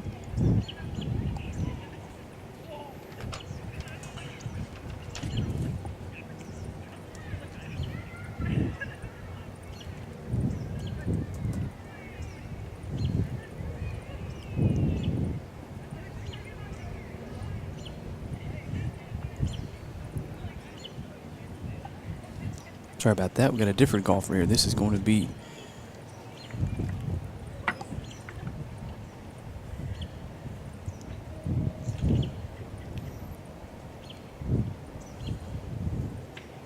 Trent Whitekiller from the rough and the trees on the right.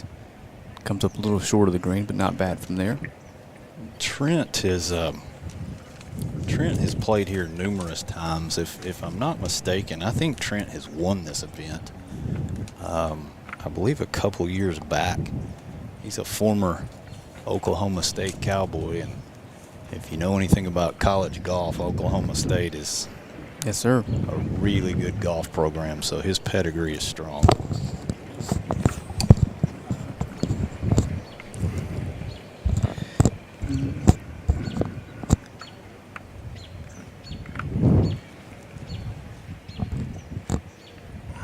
Kick back over to the 18th green here. Get a look at 3 birdie putts.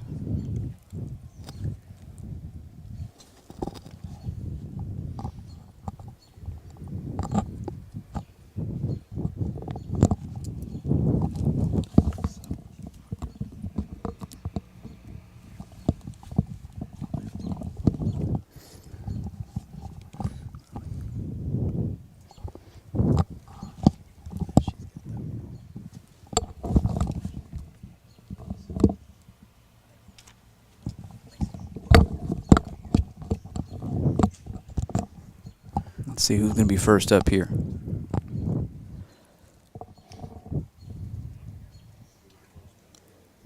Looks like Elise Bradley is going to be first at putt here. Boulder approach just a little bit left and has a little slider down the hill for birdie.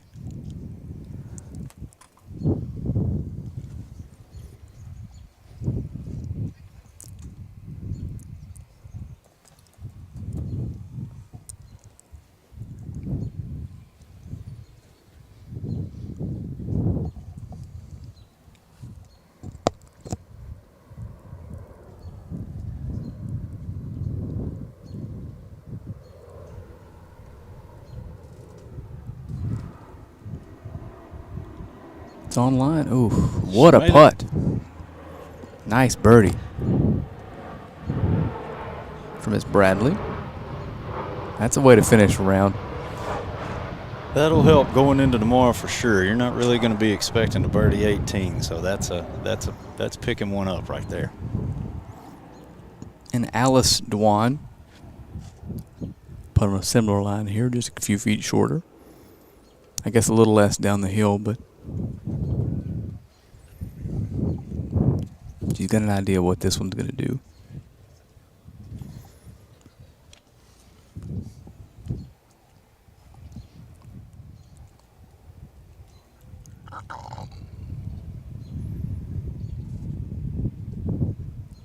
Just misses on the high side. She's going to clean up for par.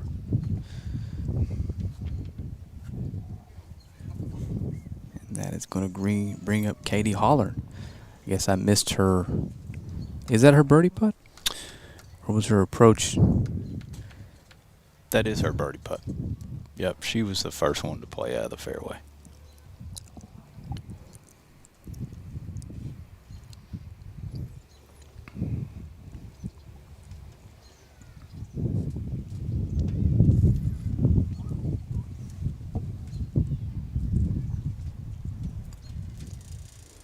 This only looks like it's about 8 feet.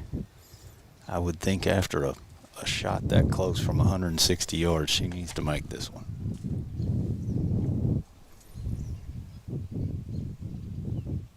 She didn't like it from Jump Street. I think it went right off the face. She'll clean that up for par. We're going to pop over to 9. Birdie look here. For Brad Dalkey. Pretty good roll at it, but just short.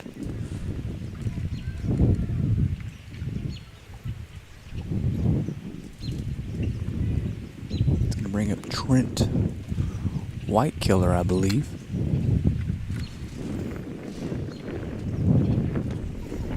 Trent's got a pretty good look at this one. Yeah. Pretty well straight up the hill. Looks like probably about 15 feet.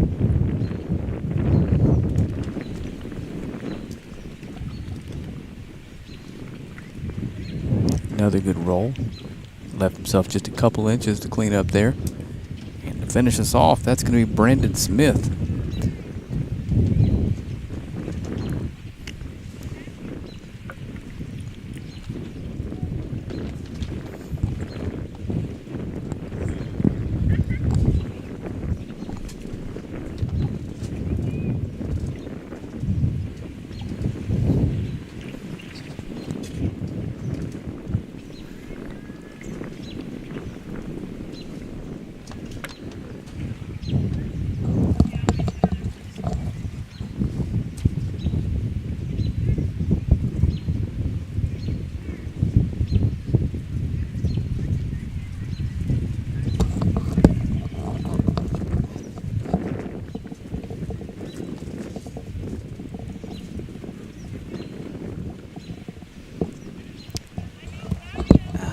I don't think he ever felt comfortable over that putt. He seemed to be just really uncomfortable from the jump. Took a little bit of time to look at it and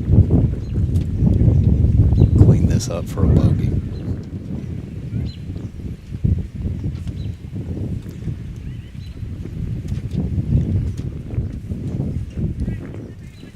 That's a tough front side for Brandon. I believe that's going to push him to 4 over par on the front and 2 under par for the tournament. Well, we have got some movement at the top of the men's leaderboard.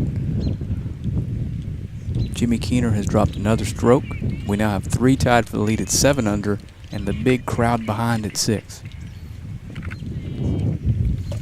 As the 152 tee time heads off of the 9th green, got to look at the 103 tee time walking down the 9th fairway. That is going to be Erica Smith, Sarah Ree, and Allison Muirhead. Are you taking my place? Yeah. It's hot. Yeah. I try to, I mean, there's not much shade. Do you know what you're doing? It's hard to see the screen, so. Yeah. You did this last year, didn't you? Huh?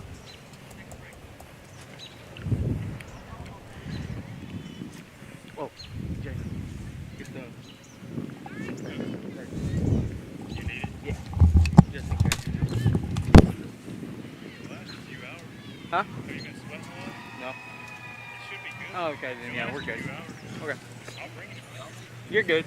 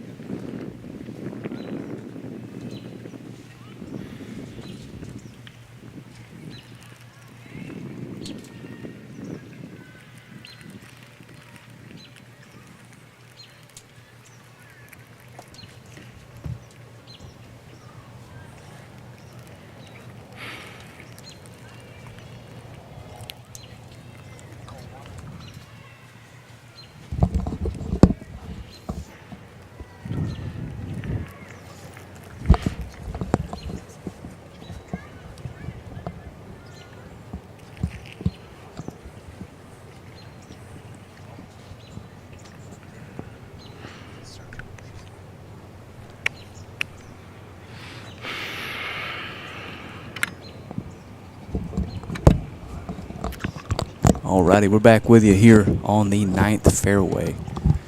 And it looks like we have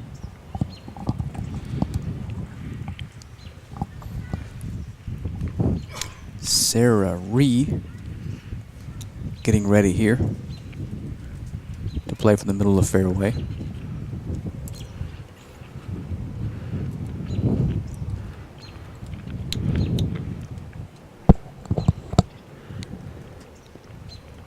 You know, we were talking a little bit a while ago about Trent Whitekiller's pedigree in golf, and it's an impressive one. Sarah was actually the 2016 NCAA Women's Golf National Champion, so pretty good little pedigree right there, too. Wow. And that's probably why. Throws a dart here into the 9th green.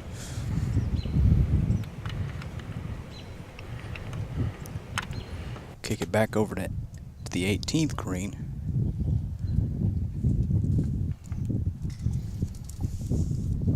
Got the 10:29 tee time.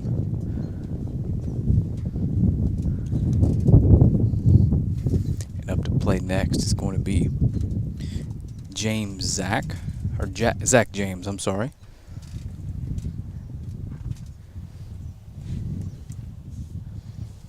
Zach's got a pretty good tee shot out here. It may have drifted into the rough just a hair, but a couple good shots in here from his group so far.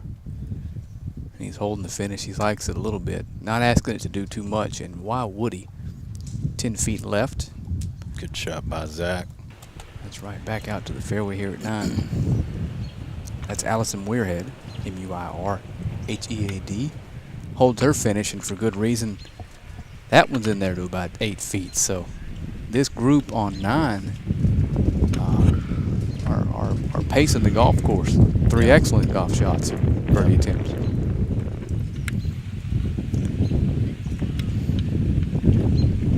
Allison actually playing out of Dubai. Really? Just a little bit of a ways from home. Went to Fresno State. Been pro a couple years, it looks like. As a kid, she was a 2-time Emiratis Junior Open champion in 2015 and 2016. So lots of pedigree from this group here. Yeah, Coming up to the 9th green. This group of girls is right on Kennedy Pettigo's heels with Muirhead and Erica Smith. So they're going to be looking at trying to make a couple of those birdies over there on 9 green. Some short birdie putts for those girls. We'll stay with them as they are in one of the final 2 groups for the ladies.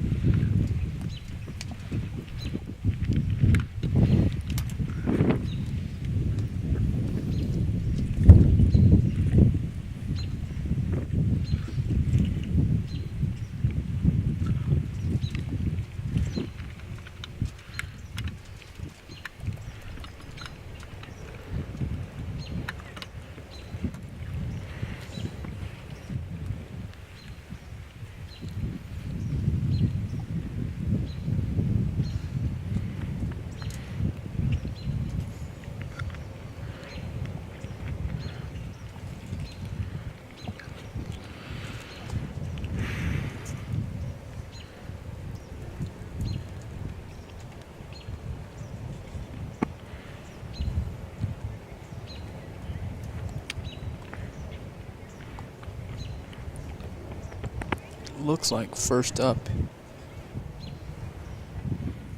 is going to be Sarah Ree.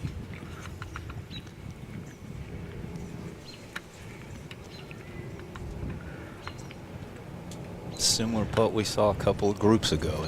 It's a pretty flat putt, going to move a little bit back to her left, but for sure makeable.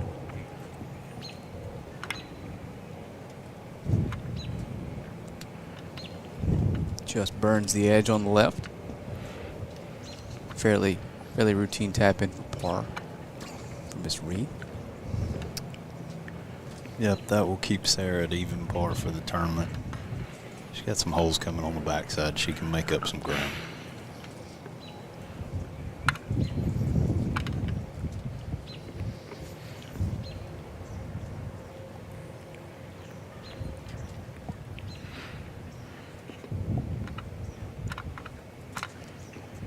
Next up, we're going to have Erica Smith. Her run at birdie here.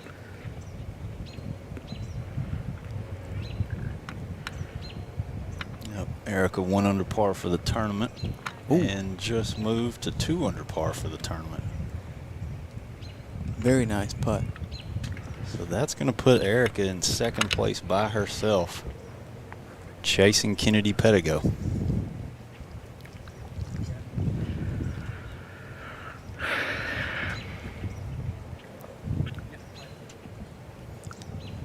Last to go with this group, going to be Allison Weirhead. With a 5 or 6 footer here for birdie on 9. Yep, and if she wants to keep pace with And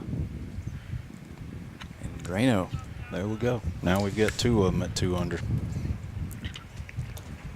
Now we see why these last two groups on the golf course. That's right. A windfall of birdies here on 9. We'll pop back over to the 18th green.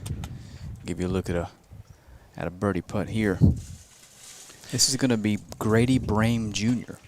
Things change quickly out on a golf course. We have gone from having Jimmy Keener with a 3-shot lead to now we've got 5 guys at 7 under par. In the lead, I presume. That's right. 5 guys at 7 under, and 7 that under big crowd par. at 6, I'd bet still. That's correct. Nice putt. Nice birdie there for Grady Brame Jr. A shake of the head tells me the other 17 holes didn't go that way. That's exactly what that meant.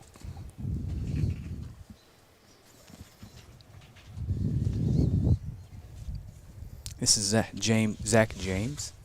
Again, we were watching the action on 9, so I'm not sure if that's for birdie or par, but it was only 2 feet, and we haven't seen one in tight for birdie like that all day, so good par there for James to end the day.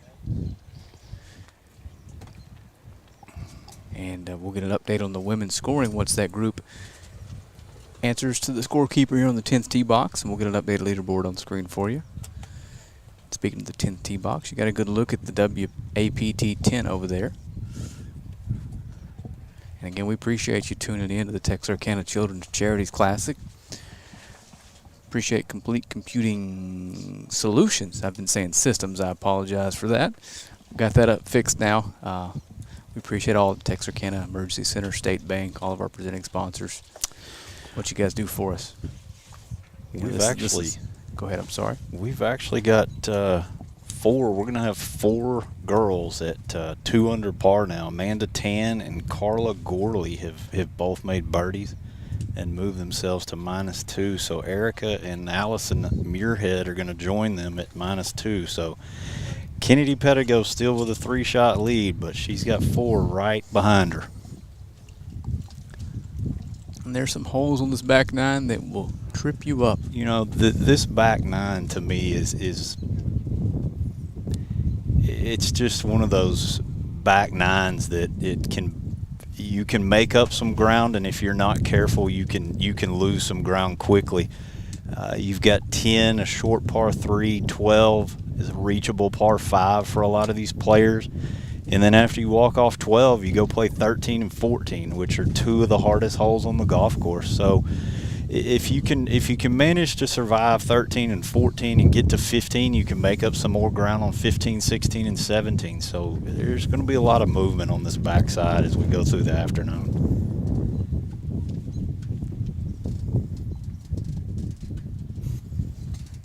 thing to take into consideration as a viewer is once the final group's gone through the ninth hole, we, as far as our setup goes, all we're going to have for you is the 18s. We'll have 3 or 4 cameras on that hole for you, but it may be a little slower as far as action coming through. But they'll be finishing their rounds, and we'll get towards the back end of this tournament. And a lot of things that are going to happen on this 18th green are going to tell us a lot about what's going to happen tomorrow.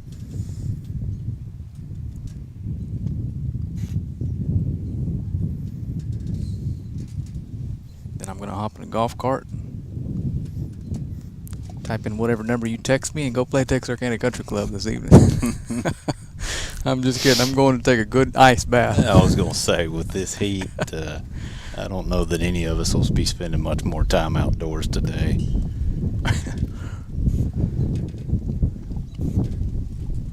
Well, I guess now's a good time to run a couple commercials. We'll be back here in about, I guess, 2 or 3 minutes, and we'll be back with more action here as soon as we can. A strong work ethic takes pride in a job well done. This is the kind of person you need. Express Employment Professionals can help because we understand what it takes to hire good people. It takes real people, real interviews. We find good people, matching the right skills for the right jobs. Express knows jobs. Get to know Express. Go to expresspros.com to find a location near you.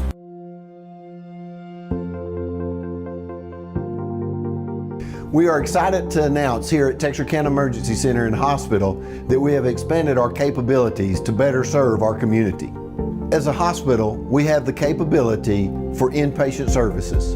After your outstanding emergency care, we can smoothly transition you into one of our new inpatient rooms that have telemetry monitors in every room to continue your concierge medicine care. While our patients continue receiving their care in their inpatient suites, we also make sure that your loved ones are taken care of with our outstanding facilities. Our added services include a procedure room and also the capability of MRIs. With our imaging, we are able to offer outpatient, inpatient, and emergency room, MRI, CT, ultrasound, and X-ray. We are honored by your support and look forward to serving all your future medical needs.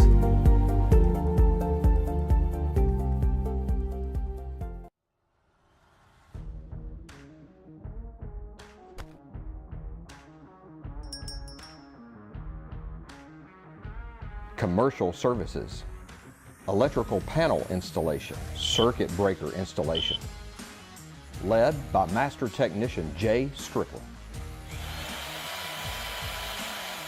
and multiple specialty services.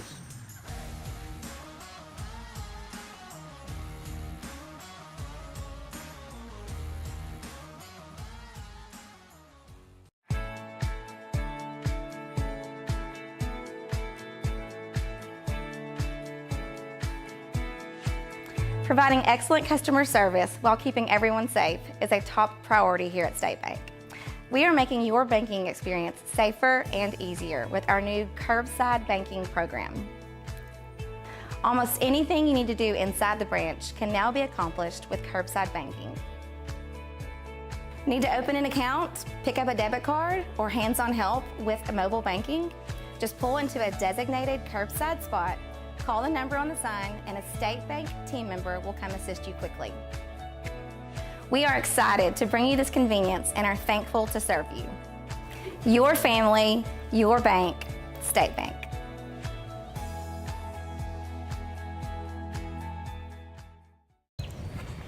Hang on just a second. Welcome back.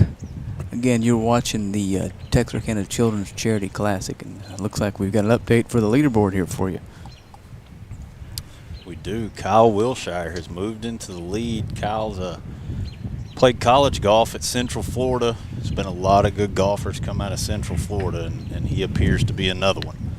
But Kyle has moved to 8 under with a one-shot lead over 4 guys at 7 under and a big pack at 6. So we're going to have a lot of changes going through the afternoon, Frank. That's right. And speaking of Kyle, I believe he is in this group we're about to see, Kyle. That's correct.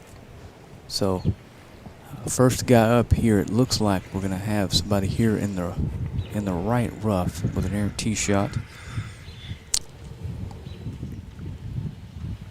And that is going to be Trevor Holbert in the right rough. Scratch that in the right trees. Still going to find his ball.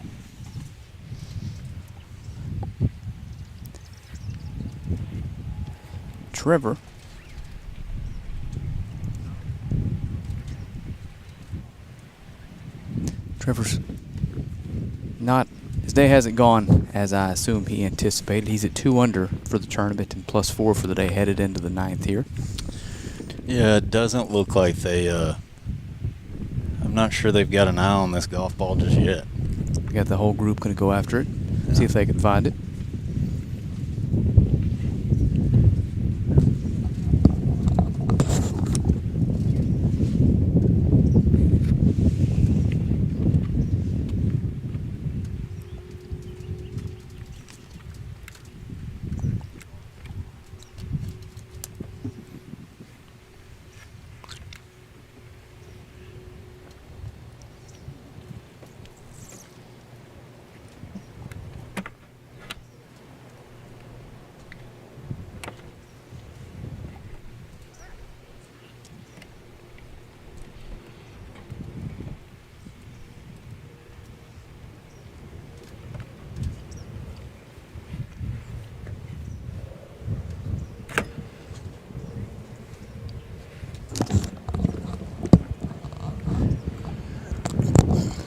Looks like we finally have eyes on this golf ball. And Trevor Holbert in a little bit of trouble over here. And it's one of those things when you've had a day like his has been, you're less concerned with the risk here. And you need to see if you can get something on this putting surface and start your run. Yeah, it's hard to tell if he's got anything in front of him, but if he does have a little gap, he can get this near this pin. I don't know if that's what he's looking at, but from where he's playing, he should be able to see this flag.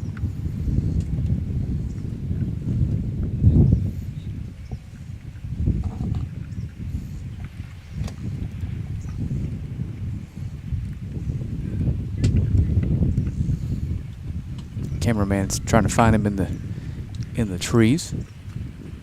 Still no luck. There he is. Now you see the situation Trevor's got. Based on this look here, Mike, it looks like he might have a little gap here. Yeah, I would think he's probably trying to punch this through the trees. That's exactly what he's playing. And like I said, this ball is going to run up on the green. I thought he might have an angle at this flag. Looks like it ended up in the bunker. Okay. Left, but from there, that's not a bad lead. No, sir. Not a bad play at all. Well, looks like Kyle Wilshire, our leader, is going to be next to play. And if the name Kyle Wilshire rings a bell, it probably should. Kyle has managed to Monday qualify in 3 PGA events, and matter of fact, just this year made the cut in the AT&T Byron Nelson. So Kyle left Central Florida in 2014, and he can play. There's no surprise he's our leader here.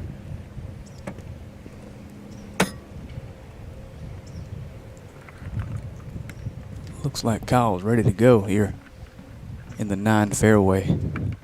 Can't have more than a wedge coming in. Perfect angle to attack this flag. And those eyes are moving straight up and down, Mike. And it's just short. Safe play, though. Safe leave. Looked like he really liked that. And then to finish us up here in this next to last group for the men, it's going to be Chandler Phillips, whose shot is already on the way. And it is in there very tight. Chandler stuck that ball. Chandler, 3 years out of Texas A&M. He is the only 3-time Arnold Palmer Cup member in history. That right there is that's an accomplishment. But 4-year letterman at Texas A&M, and that approach right there shows you why. Yes, sir. We are going to pop back over to 18 while the men make their trek up the 9th fairway to the green. And it looks like first to play from the right rough. We've seen a few balls over there today and with surprisingly good results. That is going to be Amber Kuykendall, who looks like is she thinking about punching this through those trees or no? Maybe that's just the angle I'm at. No. This is the third ball we've seen from this location, and surprisingly, both of them have made the putting surface, so we will see where this one ends up.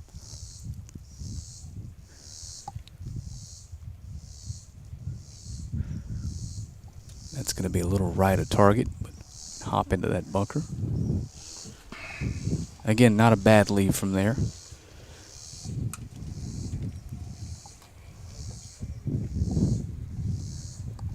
Back out to the fairway next to play. Looks like that's going to be Hannah Arnold in red.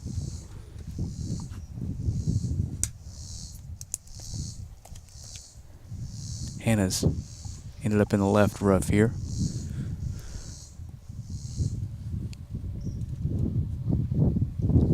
Little sawed-off backswing and follow-through here. Just short of the green. It's going to pop up on the front and roll towards the flag. Not a bad golf shot at all from there. That's a pretty good play out of the rough. I think she likes it. It looks like her and her caddy both like it, so that's probably right where they were looking at, leaving it on the front of the green. Yeah, we're going to head back over to 9, where the second to last group for the men.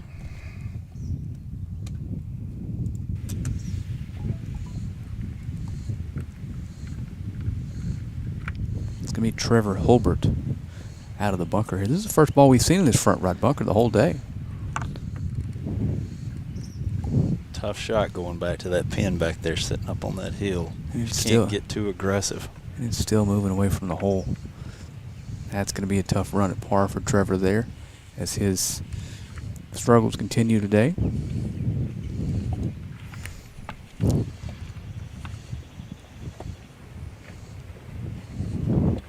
Looks like our leader is going to be next to play.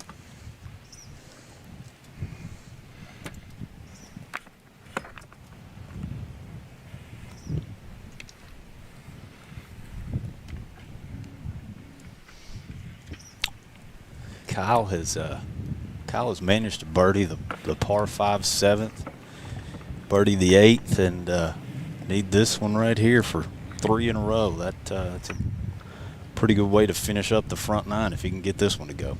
That's right. So Kyle Wilshire has a look here for a 2-shot lead and end up 3 under, making the turn.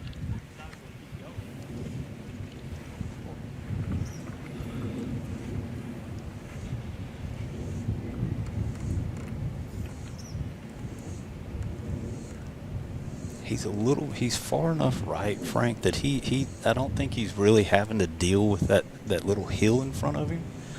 It's a pretty good run up the hill. I would think he's trying to make this one.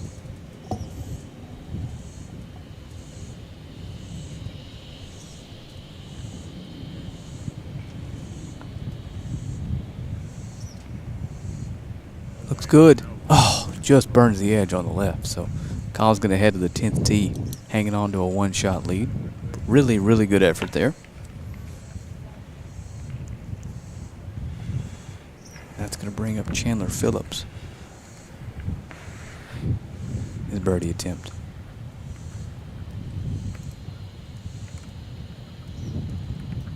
And Chandler is a part of that big pack at 6 under par. 1-2 back of Kyle. So pouring one here would be a nice way to put a little pressure on Kyle at the 10th tee.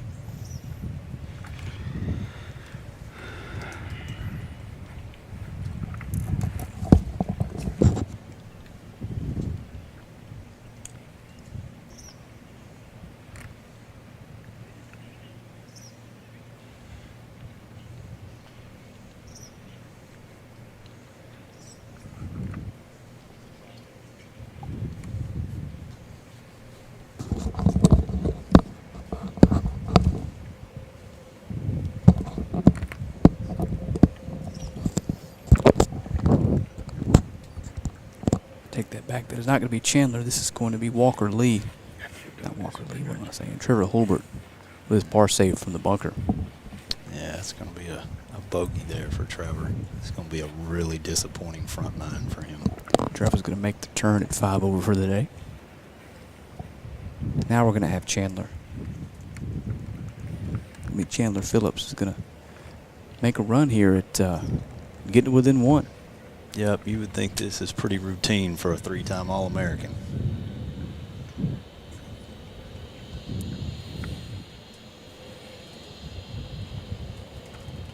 Wow.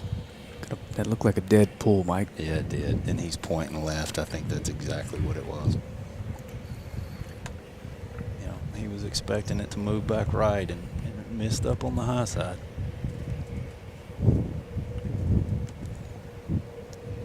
So the lead's going to stay 1 for Kyle Wilshire as he makes the turn, heads over to the 10th tee, and we are going to head back down to the 9 fairway as the final group for the women are coming down that 9th fairway. Kennedy Pettigrew, Kara Gourlay, and Ann Parmiter?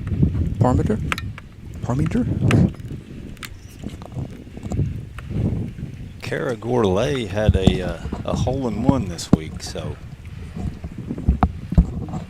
you would think she's got some momentum from that.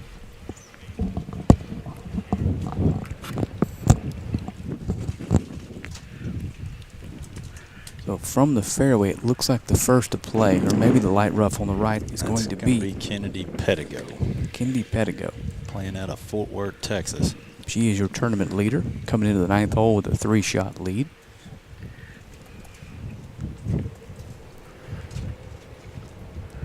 Kennedy played her college golf at SMU. She was the individual champion this year in the ACC, so this is not an unfamiliar spot for her. I would think she's firing this right at it. It's a good angle from where she is.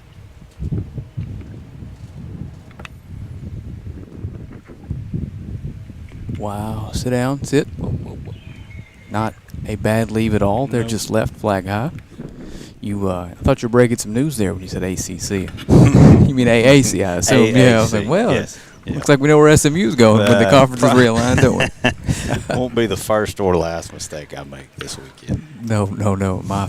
My job is correcting mistakes. From the time we got here to the time we'll leave. Not your mistakes, my own. Make sure I'm making that clear to the folks listening and watching. So here's Kara Gourley, the only person I believe in the tournament with a hole-in-one this week.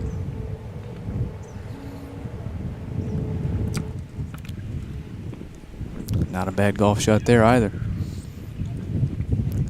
That is going to bring up Ann Parmiter in the yellow shirt with absolutely just a A+ tee shot here on 9. I haven't seen one there from anyone today.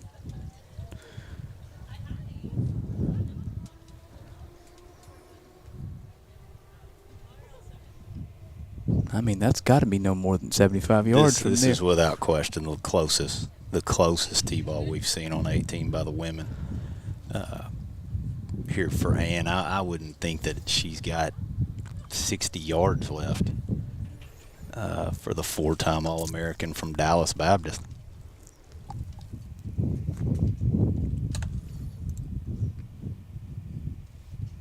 And Ann sits it even 5 shots back, so if you're going to start to go, now's the time to go.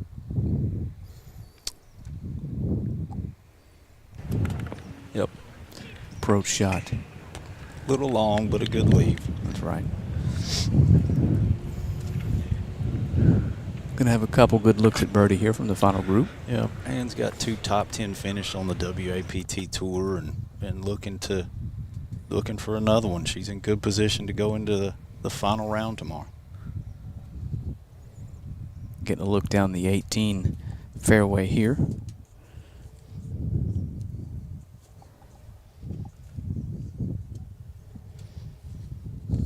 Not sure what group that is there.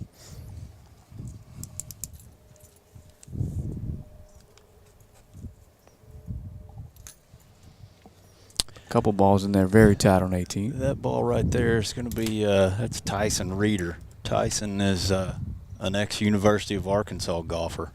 Actually got to spend my day Monday with Tyson playing in the Pro-Am.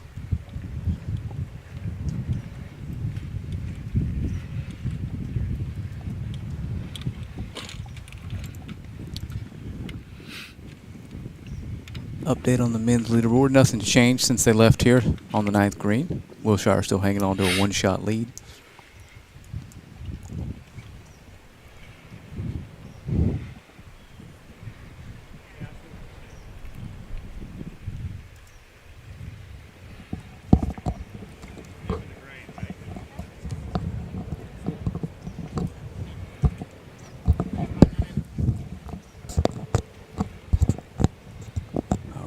You can see the final group here. Little crowd following them.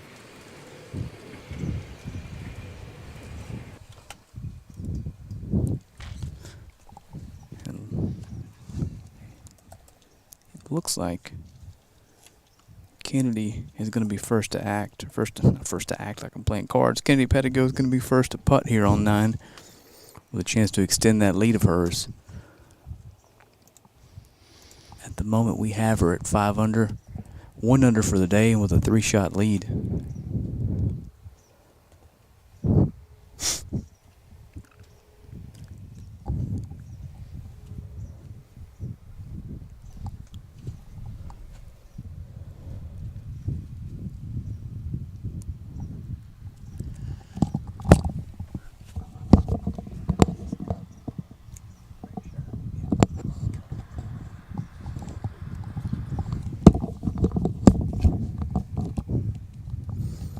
Got a really good look here at Kennedy as she sets up for this putt on 9 for birdie.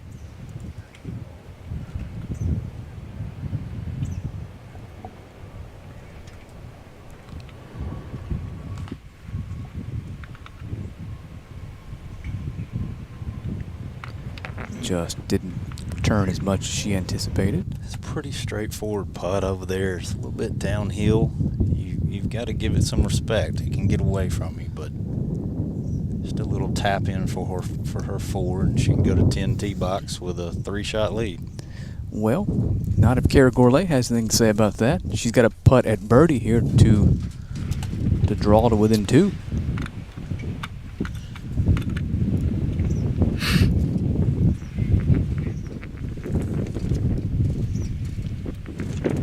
Yeah, I would think Kara just got a pretty good read watching Kennedy's putt. She's going to miss that on the same side. About 6 inches right, 4 balls out. So she's going to leave the 9th and head to the 10th, still trailing by 3. We're going to pop over to 18 for just a second. Give you a good look at what's going on here with the 10:51 men's tee time group. Yeah, we've got Matthew Chung in this group who's made a pretty good move today. Looks like he's got about 12 feet left for another birdie today. This would move him to 7 under par. 1 shot back going into tomorrow.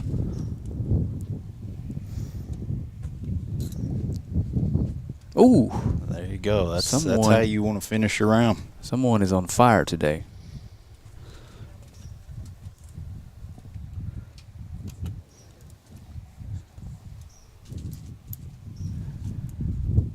They're going to leave Ann Parmenter on the 9th green to finish up here. I believe this is a birdie look as well. Ann hit a heck of a tee shot down there. Fairly deep on the 9th fairway, the longest we've seen today from either tee box. Yeah, cleans up that 4. I guess I missed the birdie attempt. I'm sorry about that. All 4s in that group as they go on to 10. Thank you.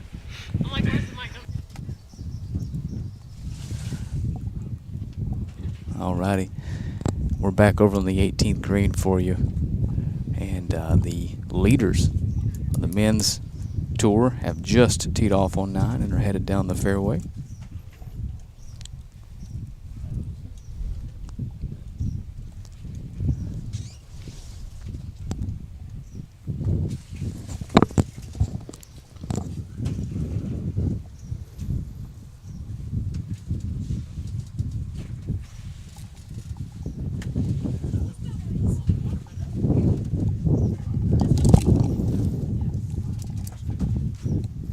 Peter Creighton finishes up, taps in for a 5, and that's going to do it for this group.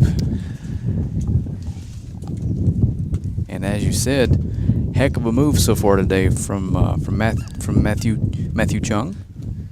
Matthew had it going. I think Matthew got it as high as tied for third at one point, and he must have made a bogey back on 16 or 17, but that birdie on 18 right there moves him right back to 3 under for the day and 7 under for the tournament. So really good position for Matthew.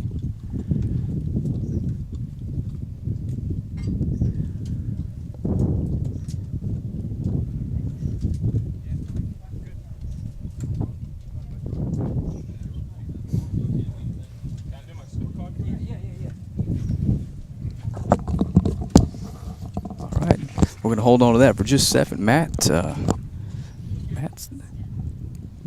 gonna hop on with us in just a second after he signs his scorecard, talk about his day. And as you can see, these are the leaders headed down the ninth fairway. And someone I'm not sure they meant to lay that far back, but that is the furthest back we've seen anyone today. I've been there before, Mike, but it wasn't on purpose. It came off a tree for me. I would think that's probably a mishit of some sort. That's several yards. I'm going to say that's probably 40 yards behind most of the T-balls we've seen today. Yeah, and that is Gregory Yates, I believe. No, I'm sorry, scratch that. That is not Gregory Yates. That is Chris Corte, or Chris Cordy.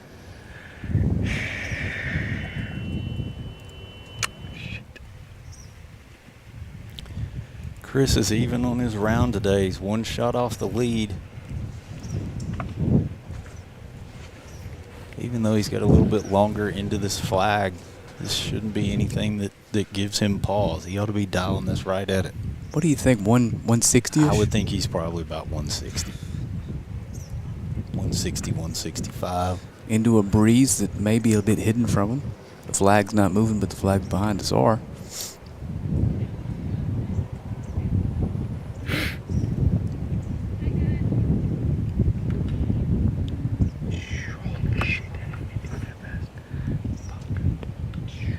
Not a bad lead from there at all. Really good shot from that distance. Got it to stay up on the top, and ought to had a pretty good look coming down the hill. That's right. Up the hill into this wind. You're probably playing every bit of 170 there. Yep. This is going to be James Keener playing next. This was our leader starting the day. Where do we stand now, James? James is one shot back.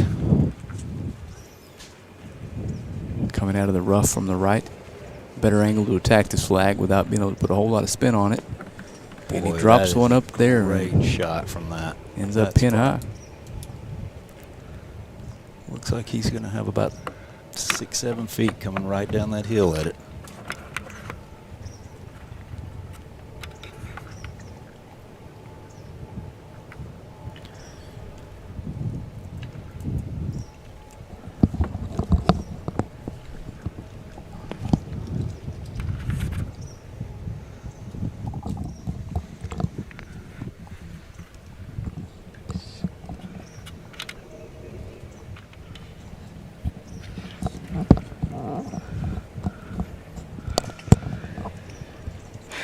Alrighty, the third approach into 9 is here. So we're going to have 3 birdie putts for this lead group, the final group here.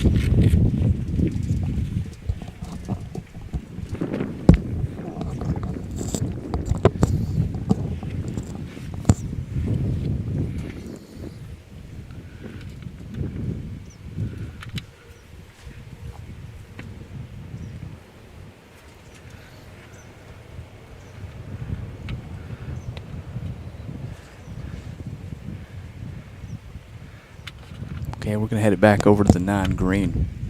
3 looks at birdie here from the final group.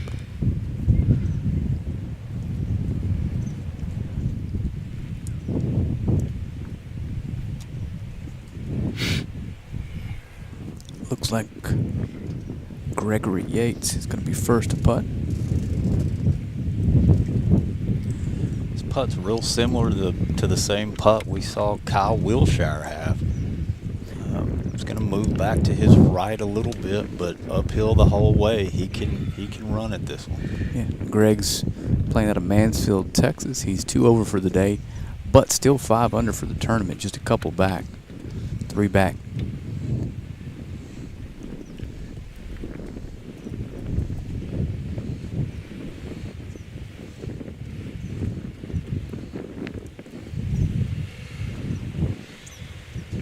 This putt from Chris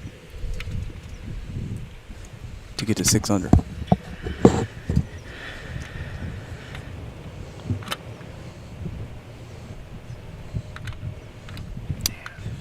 Pretty good run right there by Greg. Just missed it on the low side. It's going to be a 4 for the former Texas A&M Aggie.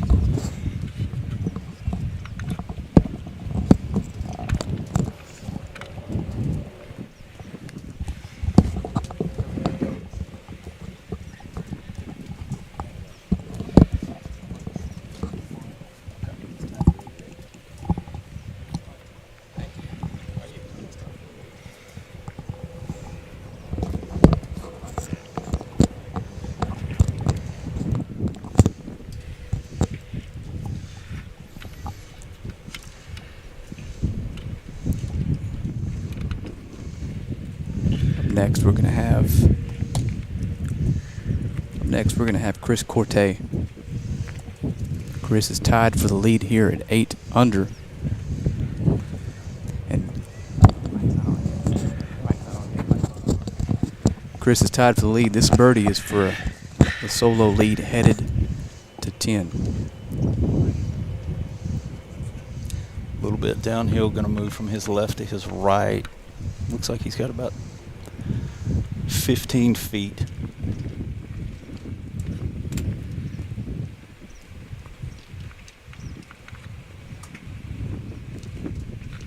Oh, just burned the lip. So Chris is going to stay at 8 under, headed to the back 9.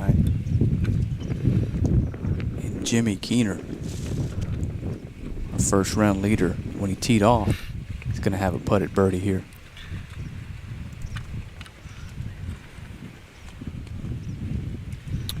Yeah, Jimmy needs to make this. He's 3 over par on the day. He's got to get something going into the back 9. It's getting to the point to where our leaders are starting to, they're moving past him and continuing on. He needs to make a birdie here and get something going. Yep, this birdie is to tie the lead at 8. It's the best shot we've seen into 9 all day. He needs to take advantage of it.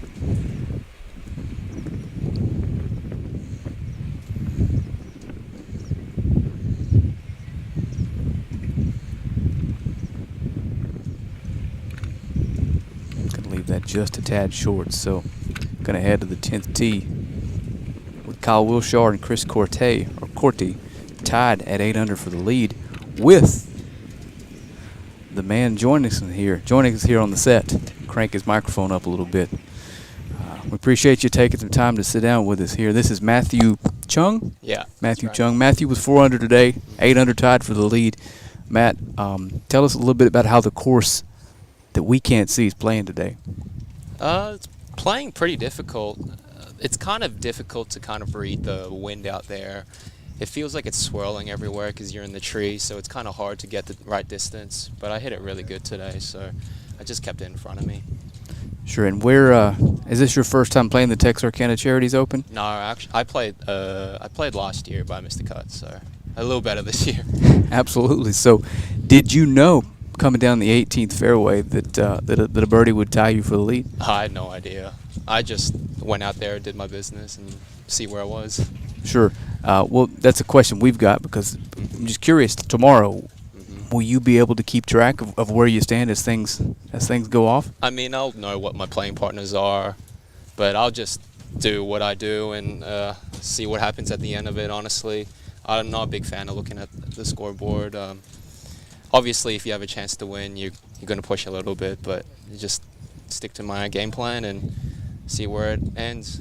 Sure. For the viewers out there, offhand, can you tell us about the toughest stretch of the golf course? You think where the money's going to be made tomorrow? Honestly, like 1, 2, 3 is a really tough stretch to start. If you get through those 3 holes, even par, because 2 is playing really difficult this week. I think that gives you a lot of momentum. You got a couple birdie holes there, 7 a reachable par 5, and 8 which you got wedge in. But I think it's important to get to a good start here. You've definitely got to keep it together on the first couple of holes.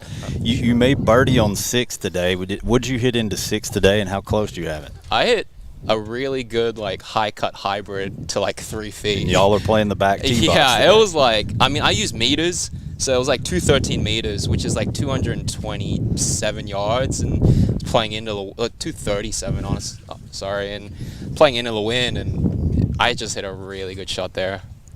So, what about on 16? How's 16 playing for you guys today? Is it reachable? I would think it's pretty reachable. Yeah, it's for you. pretty reachable. It was playing downwind. I hit a really good drive there. Had about 220 yards in.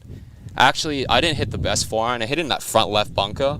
I hit such a good bunker shot there to 3 feet. So that was a nice one to pick up there. And 18. 18's always a bonus, isn't it? Yeah, 18's a tough hole for me because I fade the ball, so I had to hook a hybrid, and I hit it really good and I hit my 7-iron to exactly where I was looking at, 15-footer, and I was able to roll that in. So it was a nice little finish. Really good round you put together today. Not making any bogeys out here today is an accomplishment. Yeah. It looks like you've got yourself in a really good position going in tomorrow. Thanks. Depending on how everything goes here on the back nine, it looks like you may be in the last group, Matthew. What's your goal going into tomorrow? Just play good golf, If you play good golf, good things will happen. I don't really looking at, what other people are doing. Golf, to me, is a battle against yourself, and if you beat yourself on the day, you tend to play pretty well. So Matthew, we covered this tournament in 2020, and in the final round, 75% of the tee shots on 18 were drivers cutting off the dog leg. Any particular reason why we haven't seen one today? Not one. Is it something that is there any reason you would hit a driver on 18 this week? For me, because I hit a fade, no. Guys, I played with a lefty, Tyson, hit it far, and he got a really nice cut going in there, and he only had 110 yards in, If guys can hit high hooks, it's driver all day, but for me, I can't hit that shot. It's not in my bag, but Sure. So I just got to play with what I got. Talk about the heat. How long have you been playing in golf in the South? I honestly really enjoy the heat. Much prefer hot golf than cold golf. Because I grew up in Hong Kong and I grew up in Australia, and it never gets colder than 50 degrees even in the winter. So I'm really used to humidity. In Hong Kong in the summers, it could be 95 and 95% humidity. So it's like you're swimming underwater. Sure. But I honestly really enjoy it. I feel comfortable in the heat, so I'm not complaining. Well, we really appreciate you being honest. Is this heat comparable to Australia? We tell folks this is a different kind of heat down here. The humidity, it's just you can't cool off. How difficult is that on the golf course? I mean, it's for you, not for you, but yeah. for your competitors. It's got to be an advantage, I would think. It can be difficult if you're not used to it, for sure. I honestly don't sweat that much out there, so I don't find it that difficult. You just need to keep diligent about keeping up your fluids, eat enough. But honestly, it's not just drinking water. Drinking Gatorade, something with a bit of salt in it to kind of keep your fluids in you. So that's important. You must have had all your levels right today because you had it going pretty good. Yeah, I mean, honestly, I left probably 3 or 4 shots out there. I had 2-3 putts on the par 5s. You got to walk out of here with no bogeys. You got to be happy. Yeah, I'm happy for sure. I'm not complaining at all. Well, Matthew, we appreciate you being on with us. Anybody you want to say hi to that may be watching down the road or could be watching later? Say hi to my wife, Caitlin, and to my parents in Australia and Hong Kong. So. We'll tell the social media team to clip that clip and post it for you. Yeah, We're going to be rooting for you, Matt. We really All right. appreciate you taking some time to sit down with us, and hopefully we're talking to you again tomorrow on that Yeah. 18th green, right? Yeah, thanks for being out here. It's been awesome. No, really, thank you guys. Good Thank luck, you. Matthew. Thank Play you very good tomorrow. much. Thanks. Appreciate it. All right, we're going to head back to the 18th green for just a second as the group pops off here. So we are going to take a quick commercial break as we have another few minutes before a group comes through. And me and Mike will be back with you here in just a couple minutes.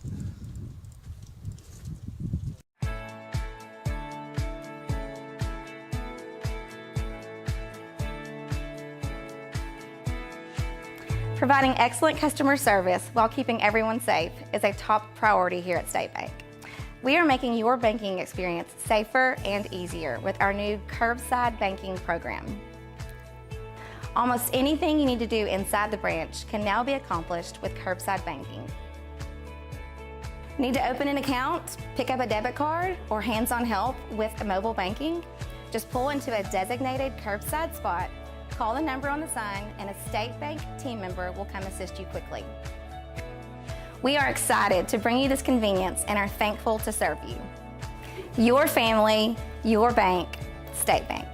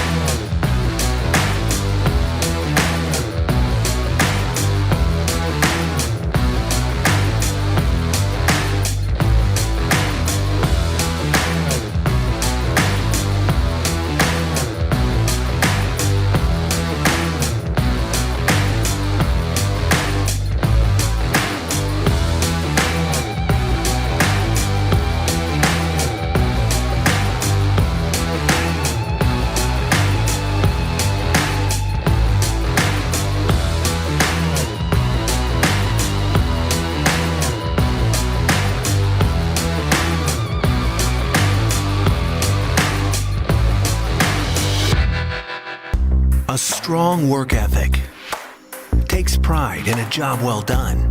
This is the kind of person you need. Express Employment Professionals can help because we understand what it takes to hire good people. It takes real people, real interviews. We find good people, matching the right skills for the right jobs. Express knows jobs. Get to know Express. Go to expresspros.com to find a location near you.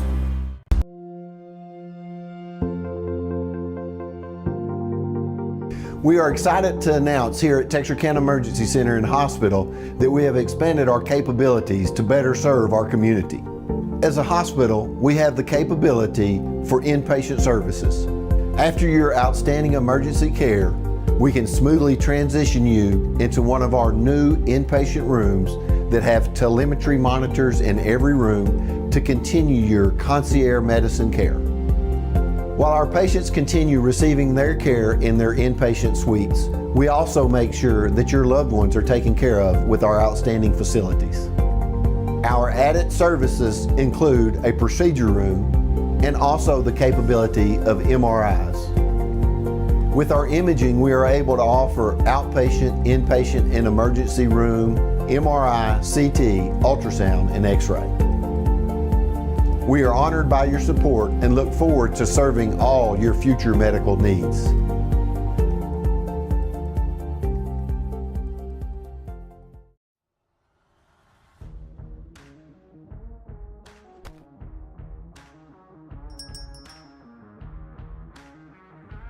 Commercial services, electrical panel installation, circuit breaker installation, led by Master Technician Jay Strickland,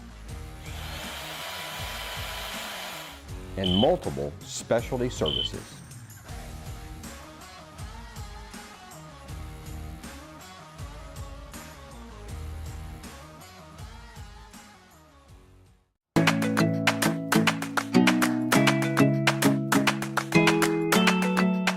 If you're thinking of building or remodeling, Start your project with Red River Lumber and the Design Center. Our full-line lumber yards are stocked with the building materials you need for your project. The Design Center offers doors and windows, flooring, cabinetry, countertops, appliances, and more. And our team will help guide your project every step of the way. Take advantage of our custom kitchen design service.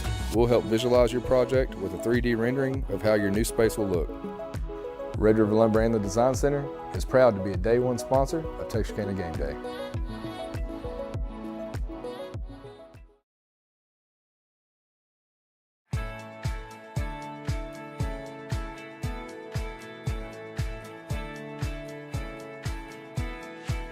Providing excellent customer service while keeping everyone safe is a top priority here at State Bank. We are making your banking experience safer and easier with our new curbside banking program.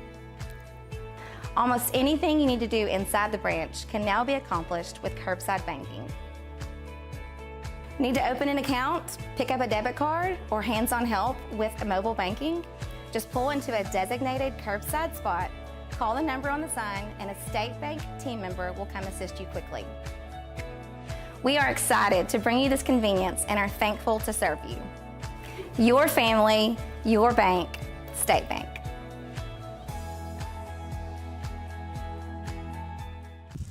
Alrighty, welcome back to Texarkana Game Day's coverage of the Texarkana Children's Charity Classic. And you just saw the approach from, I believe that was, where are we at here? Camila Serrano. And up next is going to be Kinsey Wright in the white top. Just short. Is that a fairway bunker there? It's a grass bunker. She's going to be about 20 yards behind that grass bunker.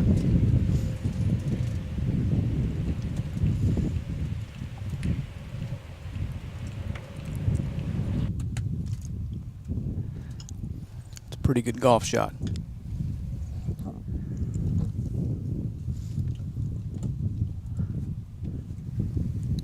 And that is going to leave us with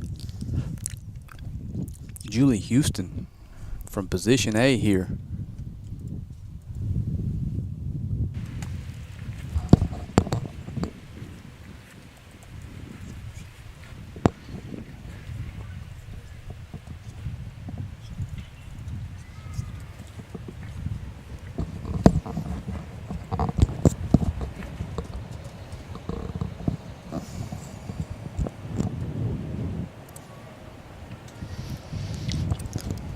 There she is. That's Julie.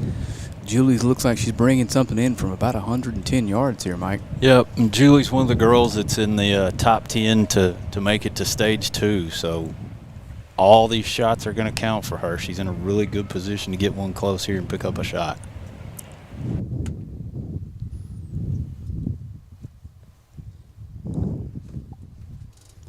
And she has done that. Yep. Looks like we're going to have a little 10-footer for birdie back down the hill there. That's the best group of shots we've seen into 18 today.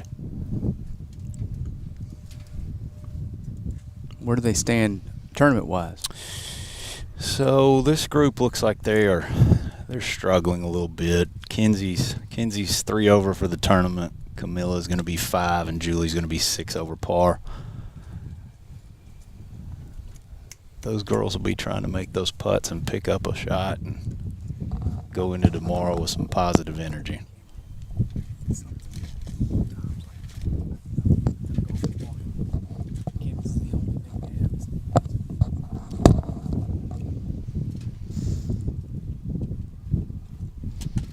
You can see Julie walking up the 18 fairway here.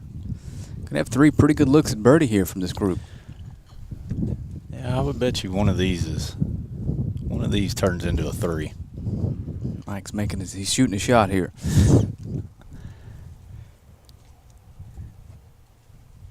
While we're waiting on them, we've got some changes over on the men's side. We've been talking all day about how this field was bunching up at the top, and now we've got a 4-way tie for the lead with Matthew